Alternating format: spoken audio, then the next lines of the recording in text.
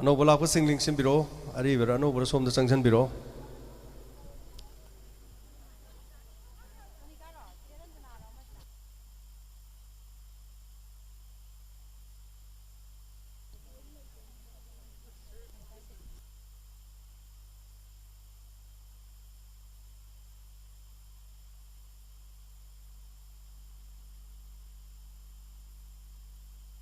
ꯍꯧꯕ ꯌꯥꯔꯦ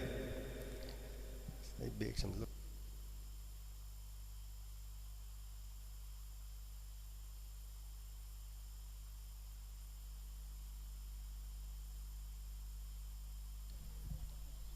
ꯉꯁꯤꯒꯤ ꯑꯍꯨꯝꯂꯛ ꯁꯨꯕ ꯗꯥꯏꯃꯟ ꯔꯦꯗꯤꯑꯣꯒꯤ ꯂꯤꯁꯅꯔꯁ ꯃꯤꯠ ꯊꯧꯔꯝ ꯑꯌꯨꯛ ꯑꯉꯟꯕꯗꯒꯤ ꯑꯩꯈꯣꯏ ꯆꯥꯛ ꯏꯁꯤꯡꯒ ꯂꯣꯏꯅꯅ ꯃꯐꯝ ꯑꯁꯤꯗ ꯇꯥꯕꯤꯔꯤꯕꯁꯤꯡ ꯃꯌꯥꯝ ꯂꯥꯛꯄꯤꯗꯅ ꯁꯦꯝ ꯁꯥꯗꯅ ꯑꯩꯈꯣꯏ ꯍꯣꯠꯅꯖꯕ ꯌꯥꯝ ꯀꯟꯅ ꯆꯥꯛ ꯏꯁꯤꯡ ꯆꯥꯕ ꯌꯥꯕꯒꯤ ꯇꯥꯏꯃꯤꯡ ꯌꯧꯁꯤꯜꯂꯦ ꯆꯥꯛꯆꯥ ꯃꯥꯡꯒꯤ ꯑꯣꯏꯅ ꯄꯨꯡ ꯑꯃꯃꯨꯛꯀꯤ ꯊꯧꯔꯝ ꯑꯃꯈꯛ ꯑꯩꯈꯣꯏꯅ ꯊꯝꯖꯔꯤꯕ ꯂꯥꯛꯄꯤꯔꯤꯕꯁꯤꯡꯒꯤ ꯑꯩꯈꯣꯏꯒꯤ ꯃꯤꯡ ꯂꯩꯐꯝ ꯑꯃꯃꯨꯛ ꯊꯣꯛꯄꯤꯔꯒ ꯍꯥꯏꯇꯥꯔꯦ ꯁꯤꯗ ꯑꯗꯨꯒ ꯌꯨꯝꯗ ꯂꯩꯕꯤꯔꯤꯕꯁꯤꯡꯅꯁꯨ ꯑꯩꯈꯣꯏꯒꯤ ꯈꯨꯠꯁꯦꯝ ꯂꯥꯏꯚ ꯃꯇꯦꯡꯅ ꯗꯥꯏꯃꯟ ꯔꯦꯗꯤꯑꯣꯒꯤ ꯌꯨꯇ꯭ꯌꯨꯕ ꯆꯦꯅꯦꯜꯗ ꯍꯥꯏꯔꯤꯕ ꯊꯧꯔꯝꯁꯤ ꯂꯥꯏꯚ ꯑꯣꯏꯅ ꯎꯕꯤꯒꯗꯧꯔꯤꯕꯅꯤ ꯂꯣꯏꯅꯅ ꯔꯦꯗꯤꯑꯣꯗ ꯊꯧꯔꯝ ꯑꯁꯤ ꯂꯥꯏꯚ ꯑꯣꯏꯅ ꯊꯧꯔꯝ ꯑꯁꯤ ꯌꯨꯝ ꯌꯨꯝꯗ ꯂꯩꯕꯤꯔꯤꯕꯁꯤꯡꯅ ꯇꯥꯕ ꯐꯪꯅꯅꯕꯒꯤꯗꯃꯛ ꯍꯣꯠꯅꯖꯔꯤꯕꯅꯤ ꯆꯝꯂꯕ ꯑꯁꯤꯒꯨꯝꯂꯕ ꯊꯧꯔꯝ ꯑꯁꯤꯒꯤꯗꯃꯛ ꯉꯁꯤꯒꯤ ꯑꯩꯈꯣꯏꯒꯤ ꯃꯌꯥꯏ ꯇꯥꯡꯃꯟꯗ ꯂꯦꯡꯁꯤꯟꯕꯤꯅꯅꯕ ꯑꯩꯒꯤ ꯃꯥꯃ ꯁꯥꯄꯝꯒꯤ ꯃꯤꯡ ꯄꯟꯖꯔꯦ ꯑꯩꯈꯣꯏꯒꯤ ꯃꯥꯃ ꯔꯥꯃꯦꯁꯣꯔ ꯁꯥꯄꯝ ꯔꯥꯃꯦꯁꯣꯔ ꯑꯗꯣ ꯑꯩꯈꯣꯏꯒꯤ ꯁꯥꯄꯝꯒꯤ ꯖꯤꯄꯤꯒꯤ ꯑꯣꯏꯅ ꯂꯣꯏꯅꯅ ꯑꯩꯒꯤ ꯃꯔꯤ ꯃꯇꯥꯁꯨ ꯑꯣꯏꯖꯔꯤꯕ ꯃꯦꯝꯕꯔ ꯖꯣꯏꯁꯤꯡ ꯂꯦꯡꯁꯤꯟꯕꯤꯔꯒ ꯉꯁꯤꯒꯤ ꯃꯌꯥꯏ ꯇꯥꯡꯃꯟꯗ ꯂꯦꯡꯁꯤꯟꯕꯤꯅꯅꯕ ꯀꯧꯁꯤꯟꯖꯔꯤ ꯑꯩꯈꯣꯏꯒꯤ ꯊꯧꯔꯝꯁꯤꯒꯤ ꯑꯗꯨꯒ ꯃꯊꯪ ꯊꯧꯔꯝꯁꯤ ꯍꯧꯅꯅꯕꯒꯤ ꯈꯨꯗꯣꯡꯆꯥꯕꯗ ꯂꯧꯖꯒꯦ ꯃꯌꯥꯝ ꯈꯨꯕꯥꯛ ꯃꯆꯥ ꯑꯝꯇ ꯈꯨꯕꯤꯌꯨ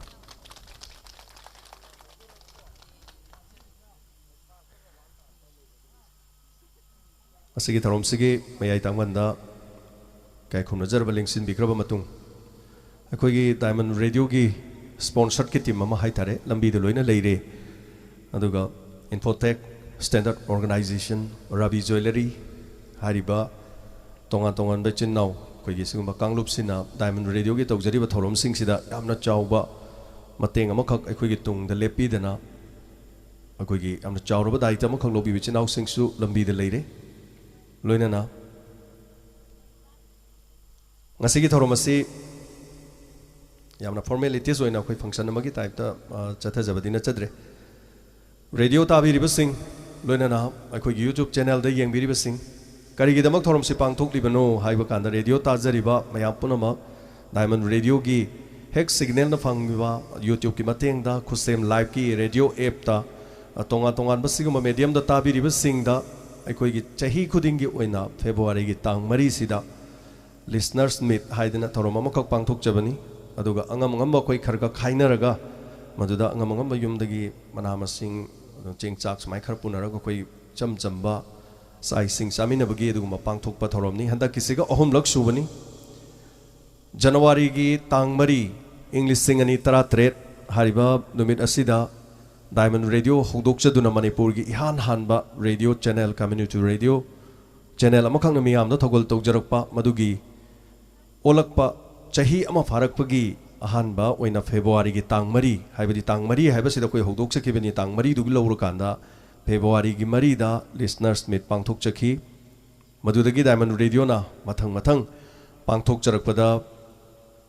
ꯑꯍꯨꯝꯂꯛ ꯁꯨꯕꯅꯤ ꯍꯟꯗꯛꯀꯤ ꯄꯥꯡꯊꯣꯛꯆꯔꯤꯕ ꯗꯥꯏꯃꯟ ꯔꯦꯗꯤꯑꯣꯁꯨ ꯆꯍꯤ 3 ꯃꯄꯨꯡ ꯐꯥꯈ꯭ꯔꯦ ꯂꯣꯏꯅꯅ ꯍꯥꯏꯔꯤꯕꯁꯤꯒꯤꯁꯨ ꯑꯩꯈꯣꯏ ꯊꯧꯔꯝ ꯃꯄꯨꯡ ꯐꯥꯅ ꯄꯥꯡꯊꯣꯛꯆꯈ꯭ꯔꯦ ꯂꯣꯏꯅꯅ ꯉꯁꯤꯒꯤ ꯊꯧꯔꯝꯁꯤꯒꯤ ꯑꯩꯈꯣꯏ ꯃꯈꯥ ꯃꯊꯪ ꯆꯠꯊꯖꯔꯛꯄꯗ ꯇꯥꯕꯤꯔꯤꯕꯁꯤꯡ ꯃꯌꯥꯝ ꯄꯨꯝꯅꯃꯛꯇꯒꯤ ꯑꯩꯈꯣꯏꯒꯤ ꯃꯇꯥꯏ ꯑꯃꯗꯒꯤ ꯍꯥꯏꯇꯥꯔꯦ ꯍꯦꯛꯇ ꯍꯧꯒꯠꯄꯤꯔꯒ ꯃꯊꯪ ꯂꯥꯛꯑꯒ ꯃꯤꯡ ꯈꯛꯇꯪ ꯂꯩꯐꯝꯒ ꯑꯗꯨꯝ ꯍꯥꯏꯕꯤꯔꯒ ꯍꯥꯏꯇꯥꯔꯦ ꯑꯍꯥꯟꯕꯒꯤ ꯁꯛ ꯇꯥꯛꯄꯒꯤ ꯃꯗꯨꯒꯤ ꯈꯨꯗꯣꯡꯆꯥꯕꯗꯨ ꯂꯧꯃꯤꯟꯅꯁꯤ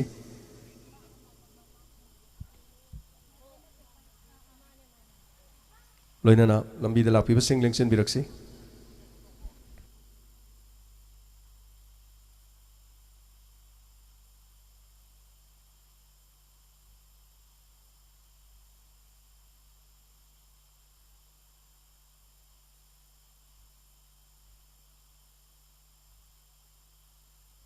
ꯁꯩꯔꯦꯡ ꯃꯤꯃꯤꯀ꯭ꯔꯤ ꯑꯗꯩ ꯀꯔꯤ ꯀꯔꯤ ꯑꯆꯝꯕ ꯈꯔ ꯂꯩꯖꯔꯤ ꯃꯁꯤꯒꯤ ꯊꯧꯔꯝꯁꯤ ꯂꯣꯏꯔꯒ ꯑꯗꯨꯃꯛ ꯑꯩꯈꯣꯏꯒꯤ ꯆꯥꯛ ꯏꯁꯤꯡ ꯆꯥꯛꯂꯦꯟꯁꯤꯃ ꯆꯥꯃꯤꯟꯅꯔꯒ ꯊꯧꯔꯝꯁꯤ ꯂꯣꯏꯁꯤꯟꯒꯗꯕꯅꯤ ꯀꯔꯤ ꯂꯝꯗꯒꯤ ꯂꯥꯛꯄꯅꯣ ꯏꯁꯥꯒꯤ ꯃꯤꯡ ꯀꯔꯤ ꯀꯧꯏ ꯍꯦꯛꯇ ꯍꯥꯏꯕꯤꯌꯨ ꯁꯣꯝ ꯀꯦꯃꯦꯔꯥꯗ ꯌꯦꯡꯉꯒ ꯑꯩ ꯋꯥꯡꯖꯤꯡ ꯕꯖꯥꯔꯗꯒꯤꯅꯦ ꯑꯩꯒꯤ ꯃꯤꯡ ꯃꯣꯏꯔꯥꯡꯊꯦꯝ ꯑꯣꯡꯕꯤ ꯁꯨꯅꯟ ꯀꯧꯖꯩ ꯑꯩ ꯉꯁꯤ ꯗꯥꯏꯃꯟꯒꯤ ꯑꯩꯈꯣꯏ ꯂꯤꯁꯅꯤꯡ ꯄ꯭ꯔꯣꯒ꯭ꯔꯥꯝ ꯑꯍꯨꯝ ꯁꯨꯕꯁꯤꯒꯤ ꯁꯨꯝ ꯃꯌꯥꯝ ꯁꯔꯨꯛ ꯌꯥꯕ ꯂꯥꯛꯆꯕꯅꯦ ꯁꯤ ꯌꯥꯎꯕ ꯐꯪꯕꯗ ꯌꯥꯝ ꯍꯔꯥꯎꯋꯦ ꯁꯤ ꯍꯥꯏꯔꯒ ꯊꯥꯒꯠꯆꯔꯤ ꯈꯨꯕꯥꯛ ꯃꯆꯥ ꯑꯃ ꯈꯨꯕꯗ ꯑꯗꯨꯝ ꯌꯥꯏꯀꯣ ꯃꯊꯪ ꯑꯅꯤꯁꯨꯕ ꯆꯪꯁꯟꯕꯤꯔꯛꯁꯤ ꯑꯗꯨꯒ ꯑꯩꯈꯣꯏꯒꯤ ꯃꯊꯪꯒꯤꯗꯨꯅ ꯑꯃꯨꯛ ꯁꯦꯝ ꯁꯥꯔꯒ ꯑꯃꯨꯛ ꯂꯩꯕꯤꯌꯨ ꯍꯥꯏꯗꯤ ꯈꯔ ꯅꯛꯅ ꯑꯩꯈꯣꯏ ꯒꯦꯞꯁꯦ ꯌꯥꯝ ꯂꯩꯇꯅꯕ ꯍꯥꯏꯇꯥꯔꯦ ꯁꯤꯒꯤ ꯃꯊꯪꯗ ꯑꯃꯨꯛ ꯆꯪꯕꯤꯒꯗꯕꯗꯣ ꯑꯁꯣꯝ ꯇꯨꯡꯂꯣꯝꯗ ꯑꯗꯨꯝ ꯂꯦꯡꯁꯤꯟꯕꯤꯔꯛꯁꯤ ꯃꯊꯪ ꯃꯊꯪ ꯍꯧꯒꯠꯄꯤꯔꯛꯑꯒ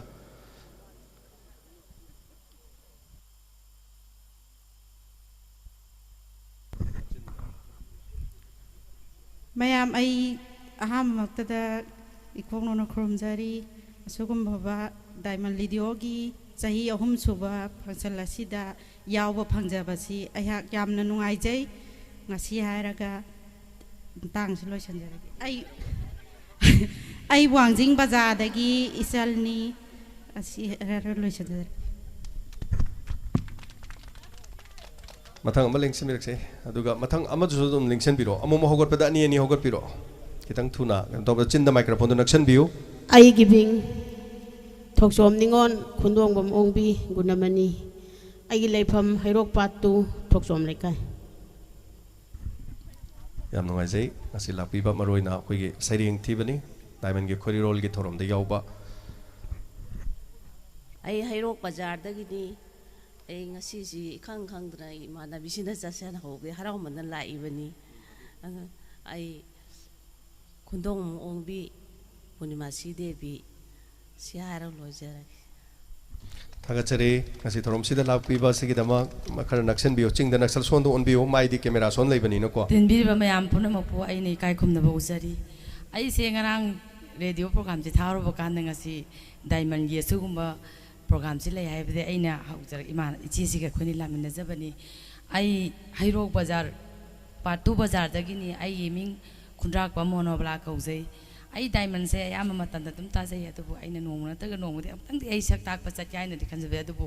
ꯉꯁꯤ ꯑꯩ ꯗꯥꯏꯃꯟꯒꯤ ꯄ꯭ꯔꯣꯒ꯭ꯔꯥꯝꯁꯤꯗ ꯁꯔꯨꯛ ꯌꯥꯕ ꯐꯪꯖꯕꯁꯦ ꯑꯩ ꯌꯥꯝꯅ ꯅꯨꯡꯉꯥꯏꯖꯩ ꯃꯌꯥꯝꯕꯨꯁꯨ ꯗꯥꯏꯃꯟꯕꯨꯁꯨ ꯄꯨꯟꯁꯤ ꯅꯨꯡꯁꯥꯡꯅ ꯊꯥꯒꯠꯆꯔꯤ ꯌꯥꯝ ꯅꯨꯡꯉꯥꯏꯖꯩ ꯌꯥꯝ ꯃꯔꯤꯛ ꯆꯨꯝꯅ ꯇꯥꯛꯄꯤꯔꯦ ꯑꯁꯨꯃꯥꯏꯅ ꯑꯗꯨꯝ ꯇꯥꯛꯄꯤꯕ ꯌꯥꯏꯀꯣ ꯃꯌꯥꯝꯁꯨ ꯈꯔ ꯅꯛꯁꯟꯕꯤꯌꯨ ꯆꯤꯟꯒ ꯑꯩ ꯋꯥꯡꯖꯤꯡ ꯕꯖꯥꯔꯗꯒꯤ ꯕꯤꯖꯌꯥꯅꯤ ꯃꯌꯥꯝꯕꯨ ꯏꯀꯣꯛꯅꯣꯅ ꯈꯨꯔꯨꯝꯖꯔꯤ ꯑꯩ ꯗꯥꯏꯃꯟ ꯔꯦꯗꯤꯑꯣꯒꯤ 3 ꯁꯨꯕ ꯍꯧꯖꯤꯟꯁꯟ ꯌꯥꯎꯕ ꯂꯥꯛꯆꯕꯁꯦ ꯑꯩꯒꯤꯁꯤ ꯂꯥꯏꯕꯛ ꯐꯕꯅꯤ ꯁꯤ ꯍꯥꯏꯔꯒ ꯂꯣꯏꯁꯤꯟꯖꯔꯦ ꯊꯥꯒꯠꯆꯔꯤ ꯕꯤꯖꯌꯥ ꯑꯗꯨꯒ ꯃꯊꯪ ꯑꯃꯨꯛ ꯂꯦꯡꯁꯤꯟꯕꯤꯔꯛꯁꯤ ꯑꯅꯤ ꯑꯅꯤꯒꯨꯝꯕ ꯍꯦꯛ ꯍꯧꯒꯠꯄꯤꯔꯛꯑꯣ ꯈꯤꯇꯪ ꯊꯨꯅꯕꯀꯣ ꯍꯦꯛ ꯊꯨꯔꯤꯉꯩꯗꯤ ꯐꯔꯦ ꯑꯗꯨꯝ ꯑꯗꯨꯒ ꯉꯁꯤꯗꯤ ꯀꯌꯥꯗꯅꯣ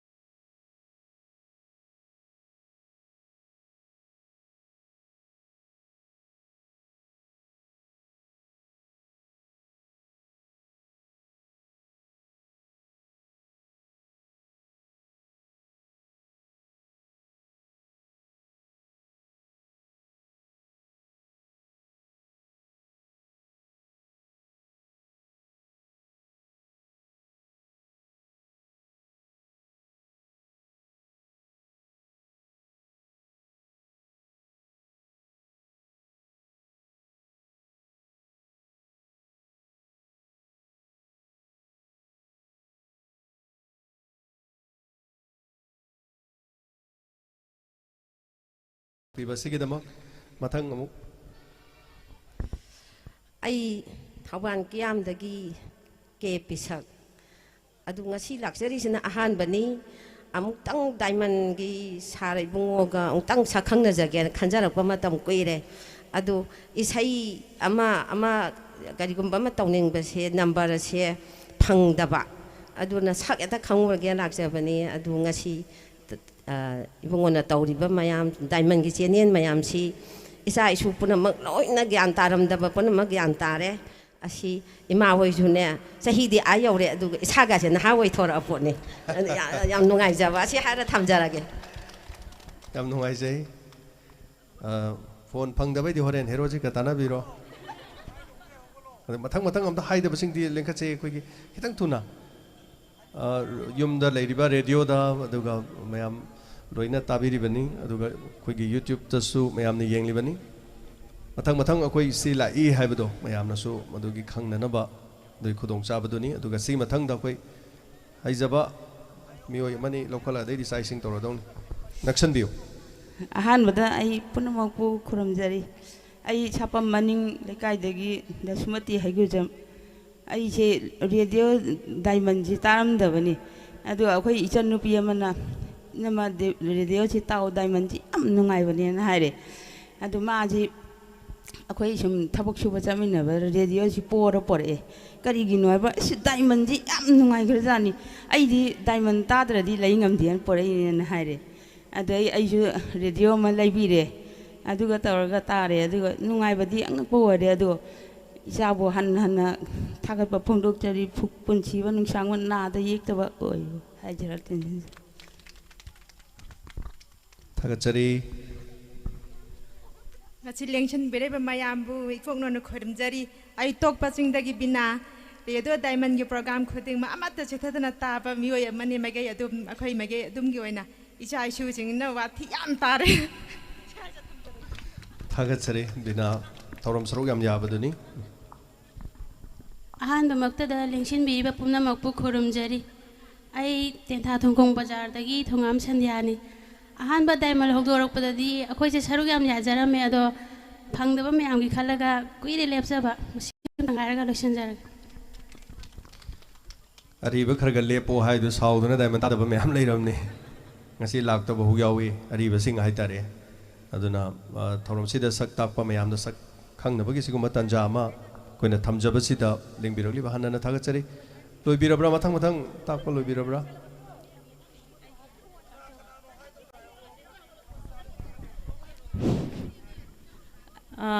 ꯑꯍꯥꯟꯕꯗ ꯂꯥꯛꯄꯤꯔꯤꯕ ꯃꯌꯥꯝꯕꯨ ꯑꯩꯅ ꯀꯣꯛꯅꯣꯅ ꯈꯨꯔꯨꯝꯖꯔꯤ ꯑꯩ ꯏꯔꯦꯡꯕꯟ ꯁꯥꯕꯜ ꯂꯩꯀꯥꯏꯗꯒꯤ ꯕꯤꯅꯣꯗꯤꯅꯤ ꯍꯥꯏꯕꯗꯣ ꯑꯩꯍꯥꯛꯅꯤ ꯑꯩꯅ ꯍꯥꯏꯖꯅꯤꯡꯕ ꯑꯃꯗꯤ ꯗꯥꯏꯃꯟ ꯔꯦꯗꯤꯑꯣꯕꯨ ꯃꯌꯥꯝꯅ ꯅꯨꯡꯁꯤꯕꯤꯌꯨ ꯑꯗꯨꯒ ꯃꯌꯥꯝ ꯆꯪꯅ ꯌꯣꯛꯈꯠꯃꯤꯟꯅꯁꯤ ꯑꯩꯈꯣꯏꯁꯨ ꯗꯥꯏꯃꯟ ꯔꯦꯗꯤꯑꯣꯕꯨ ꯑꯗꯨꯛꯀꯤ ꯃꯇꯤꯛ ꯊꯋꯥꯏ ꯌꯥꯎꯅ ꯇꯥꯖꯕ ꯍꯥꯏꯕꯗꯣ ꯑꯩꯈꯣꯏꯒꯤꯗꯤ ꯃꯁꯤꯅ ꯏꯊꯧ ꯑꯣꯏꯖꯔꯦ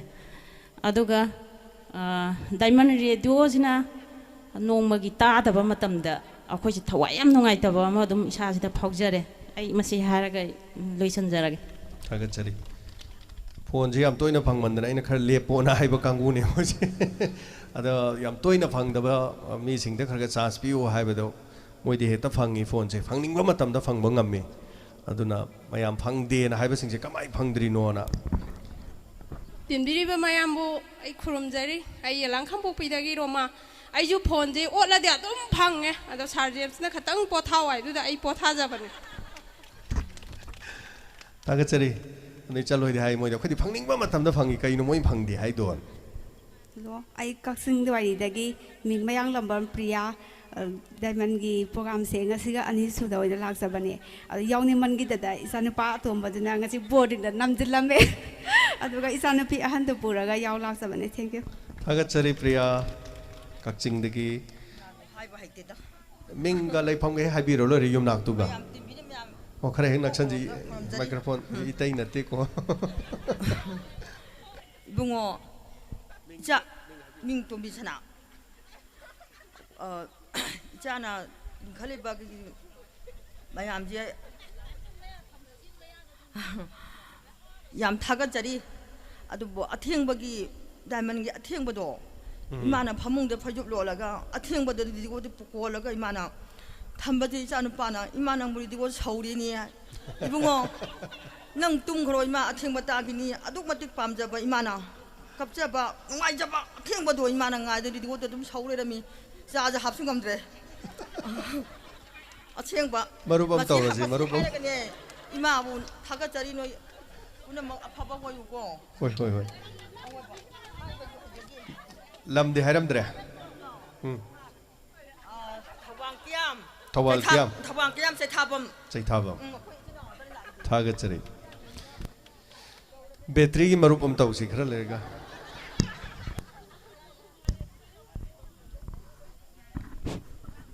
hello asigi yamna samlaba ohum suba listeners singi thoram asida mayai tangbal lengsen birba al ibungwani bu ahan bamakta dai kok nona kai kumna bu chari aduga iroina na lengbirakli bangasigi samlaba thoram asibu diamond gi ohum lak suba koi caller singi sakhang mai khang na wasida saruk yaruni haiduna lengsen birakli ba koi diamond gi yam nungsi jaraba caller singbu ani suba dai kok nona kurumjari aigi ming oken ning thauza tok pasing dagini masayaraga mayam dagi bidai lojari tagachari asigi thorom si mapung phana bo hona bada khwaidagi chauna daite lobiba aigi marupni aduga mahamak leiramdari thorom si pangthok pangam lamdabai yai mamangi su ani subagi su ahum subagi su khwaidagi chauna daite lobibani khobak ahobam to khobi oken gida tagachari ai tenthadagi manire mani adu radio to set leibang ambida basindu petali maja mo hapsalaga mai chapi o khoi mai chabo khoge khoi chu awatsa dre siara lo sabjare asiju yai battery achawam nangan da poro lore ni ko da lingsi biraksi matang matang khoi yam thoringai khoi thudoi ni chak na ngai rabani am sengna rom hawwa khara thengre connection bi hobio ahanba baktada khoi ngasi ten biriba khwai punamakpu ikongno no khurumjari ado ai ming hana tak thoksa ge leifamga mel thoban mela ground police station mamang dagi suni kawe ado ai listener singda thamjani bo wafam di koigi radio si phone si hek phangbaga arang ba mafam de hek leibagi sane bisi amumo dum taza bai tare sina maram mora kanda khoi radio dagi tholak pa vocal sina ataba singda nungai tabe hek phawi maduna akoi yaringai di yam seksina langdaba mafam dagi tawhanjaningi masi matang ai thamjare thagachari thamatam ta lingsim biraksi pa khoi streamer kangku su lingsim bir pya re mari amta mingdang haibir lore mari changsam biro do khoi staff sing so dum changsam biro staff sing gi so mayamna sakka minga khangninge haidana takpi Tinbiriba mayambu ahanba magtada khurumjari ai sagomban teradagi nita konsam share do sanjarage thagachari mari lingsim biro kitang thuna yam thuringai phare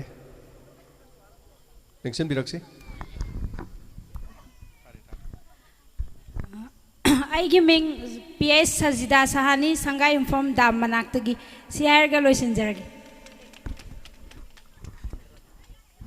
matang lingsim biraksi khara thuna mari tung adum lepaga yam thuringai phare naksam bio Kongbo sekondagi amaksa Monica share loisinjar Monica kongba utsekondagi lingsim biraksi kachang thuna radio ta kangu di jar hai ko streamer kangu sing yam ta ai aruna laitan them Bisnupur district ki khojumandagi koi lam loi surabani yang biu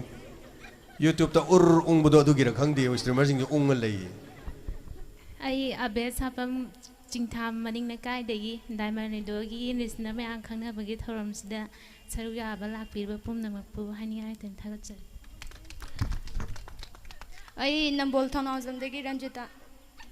Wairokpam Ranjita Wairokpam ai nambol thona zandagi Kabirani chihai lo sanjarage thagachari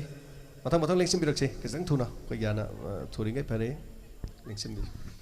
ai ming basanta sanasam wangjing lamding chirapur Tagachari. Punabapu Ahapda Nolona Khomjari, I gaming, Kudrapam, Herojit, Laifana, Lajam Mekola. Larinjam Mekola. Lamsi, Sure. Matang Lexin Biraxi. I kong balai kon dagi abang sam binasori. Binasori. Lexin Biraxi. I kong bo cek kon dagi amak sam sila. Tagachari. I tutu Khongjom sagol ban tera la kwak pam lekai degi. Tagachari tutu. I Sandia Waikom sing my jing dagi. Tagachari Lexin Biraxi. Matang. I puspa kundra kom sagol tong bani. Sagol tong badagi.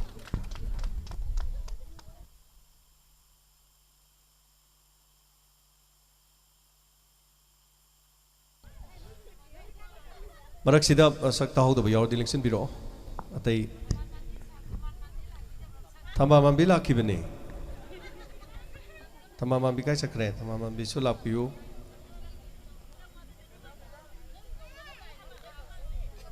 Happy ta sumasak ta piro lore hoi. I Khongjom sapam dagi omita. Tagachari omita. Hoi Khongjom sapam lom de mi amani yaw ba sisu nungai. Lexin Biraxi loisana ba tawsi adu ka khoi I Thawal Sabor Tong dagi Premita Waikong si Halo Sanjari. Punsida microphone pai daba adu sigum bagi tanja so dum phangini yamna masigum mase mathang dadi amu nik pakhara phane khalle mari ragsu gai di ko naksam biyo I Tien Hadagi, Taman Manbi. kitang naksal laga habiyo khan naksan biyo microphone Tien Hadagi, Taman Manbi Hajaba. Siaraga Lusanjarage. sen gi khonjen jam phajabani phajadra yam nungai loi rabra zik akhoi sakta pi da batei akhoi staff sing amuk sakta se mathang Lexin Biraxi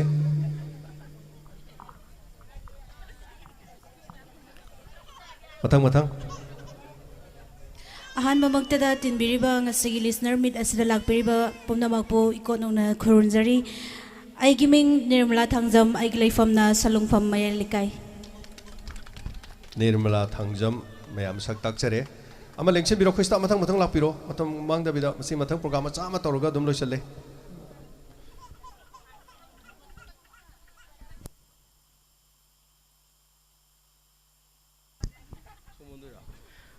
Aigi mingna Sanjit Saikom lefamna Khangabu Makha lekai degin. Tagachari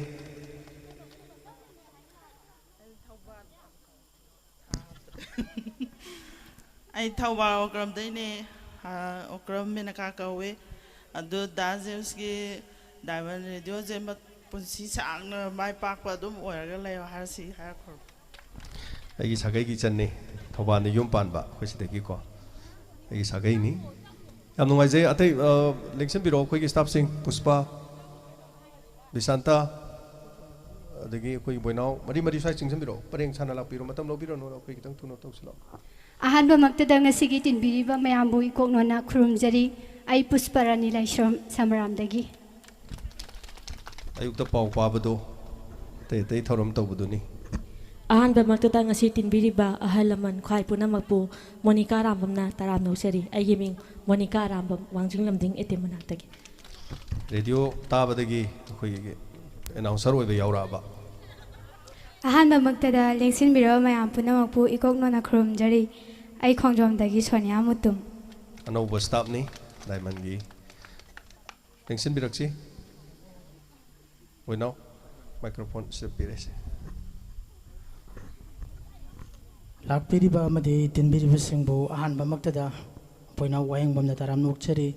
ai poina wahengbam hianglam awang lekai degine Tagachari Diamond gi damakta apam masida leibiribani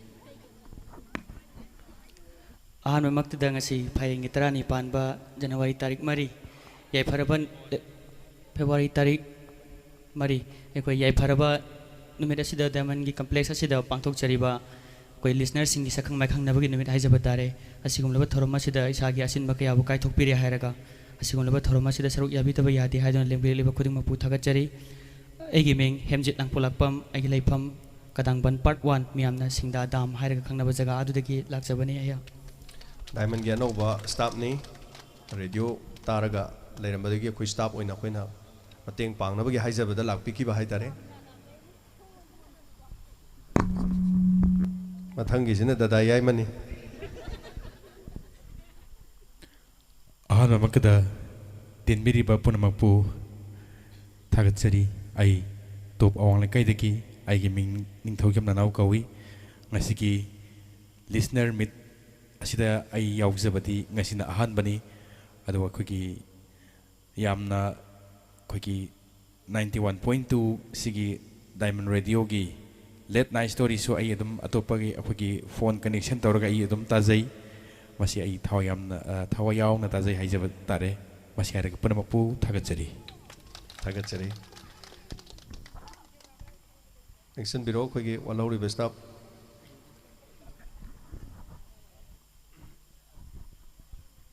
ꯑꯍꯥꯟꯕꯃꯛꯇꯗ ꯉꯁꯤꯒꯤ diamond ꯔꯦꯗꯤꯑꯣꯒꯤ listener programme ꯑꯁꯤꯕꯨ ꯂꯥꯛꯄꯤꯔꯤꯕꯁꯤꯡ ꯇꯔꯥꯝꯅ ꯑꯣꯛꯆꯔꯤ ꯑꯩꯍꯥꯛ ꯌꯥꯏꯔꯤꯄꯣꯛ ꯌꯥꯝꯕꯦꯝꯗꯒꯤ ꯑꯌꯦꯛꯄ ꯅꯔꯁꯤꯡ ꯁꯤ ꯍꯥꯏꯔꯒ ꯂꯣꯏꯁꯤꯟꯖꯔꯒꯦ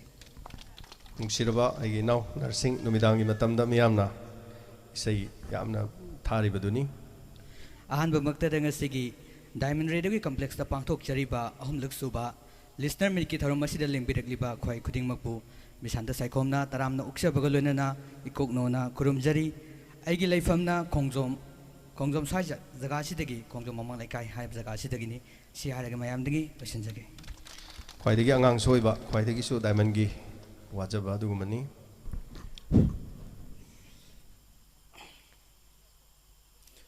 ꯑꯩꯒꯤ ꯂꯩꯐꯝꯅ ꯈꯣꯡꯖꯣꯝ ꯕꯖꯥꯔꯗꯒꯤꯅꯤ ꯁꯥꯈꯣꯝ ꯀꯤꯔꯟ ꯀꯧꯖꯩ ꯑꯗꯨꯒ ꯗꯥꯏꯃꯟ ꯔꯦꯗꯤꯑꯣꯒꯤ ꯁ꯭ꯇꯥꯐ ꯑꯣꯏꯅꯁꯨ ꯂꯩꯖꯕꯅꯤ ꯑꯦꯂꯦꯛꯇ꯭ꯔꯤꯀꯦꯜꯗ ꯂꯩꯖꯕꯅꯤ ꯉꯁꯤ ꯑꯍꯨꯝꯂꯛ ꯁꯨꯕ ꯐꯥꯎꯟꯗꯦꯁꯟ ꯗꯦ ꯁꯛꯈꯪ ꯃꯥꯏꯈꯪꯅꯕꯒꯤ ꯊꯧꯔꯝ ꯑꯁꯤꯗ ꯂꯥꯛꯄꯤꯔꯤꯕ ꯏꯃꯥ ꯏꯕꯦꯜ ꯑꯃꯁꯨꯡ ꯏꯆꯤꯟ ꯏꯅꯥꯎꯁꯤꯡꯅ ꯗꯥꯏꯃꯟ ꯔꯦꯗꯤꯑꯣꯕꯨ ꯇꯥꯕꯤꯅꯕꯗ ꯃꯌꯥꯝꯅ ꯑꯩꯈꯣꯏꯅ ꯊꯥꯒꯠꯆꯕꯁꯤ ꯍꯥꯏꯔꯤ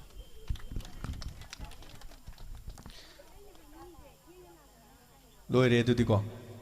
ꯂꯣꯏꯁꯤꯜꯂꯒꯦ ꯑꯗꯨꯒ ꯑꯩꯈꯣꯏ ꯇꯦꯟꯇꯛꯄ ꯄ꯭ꯔꯣꯒ꯭ꯔꯥꯝ ꯑꯃ ꯃꯈꯥ ꯇꯥꯅ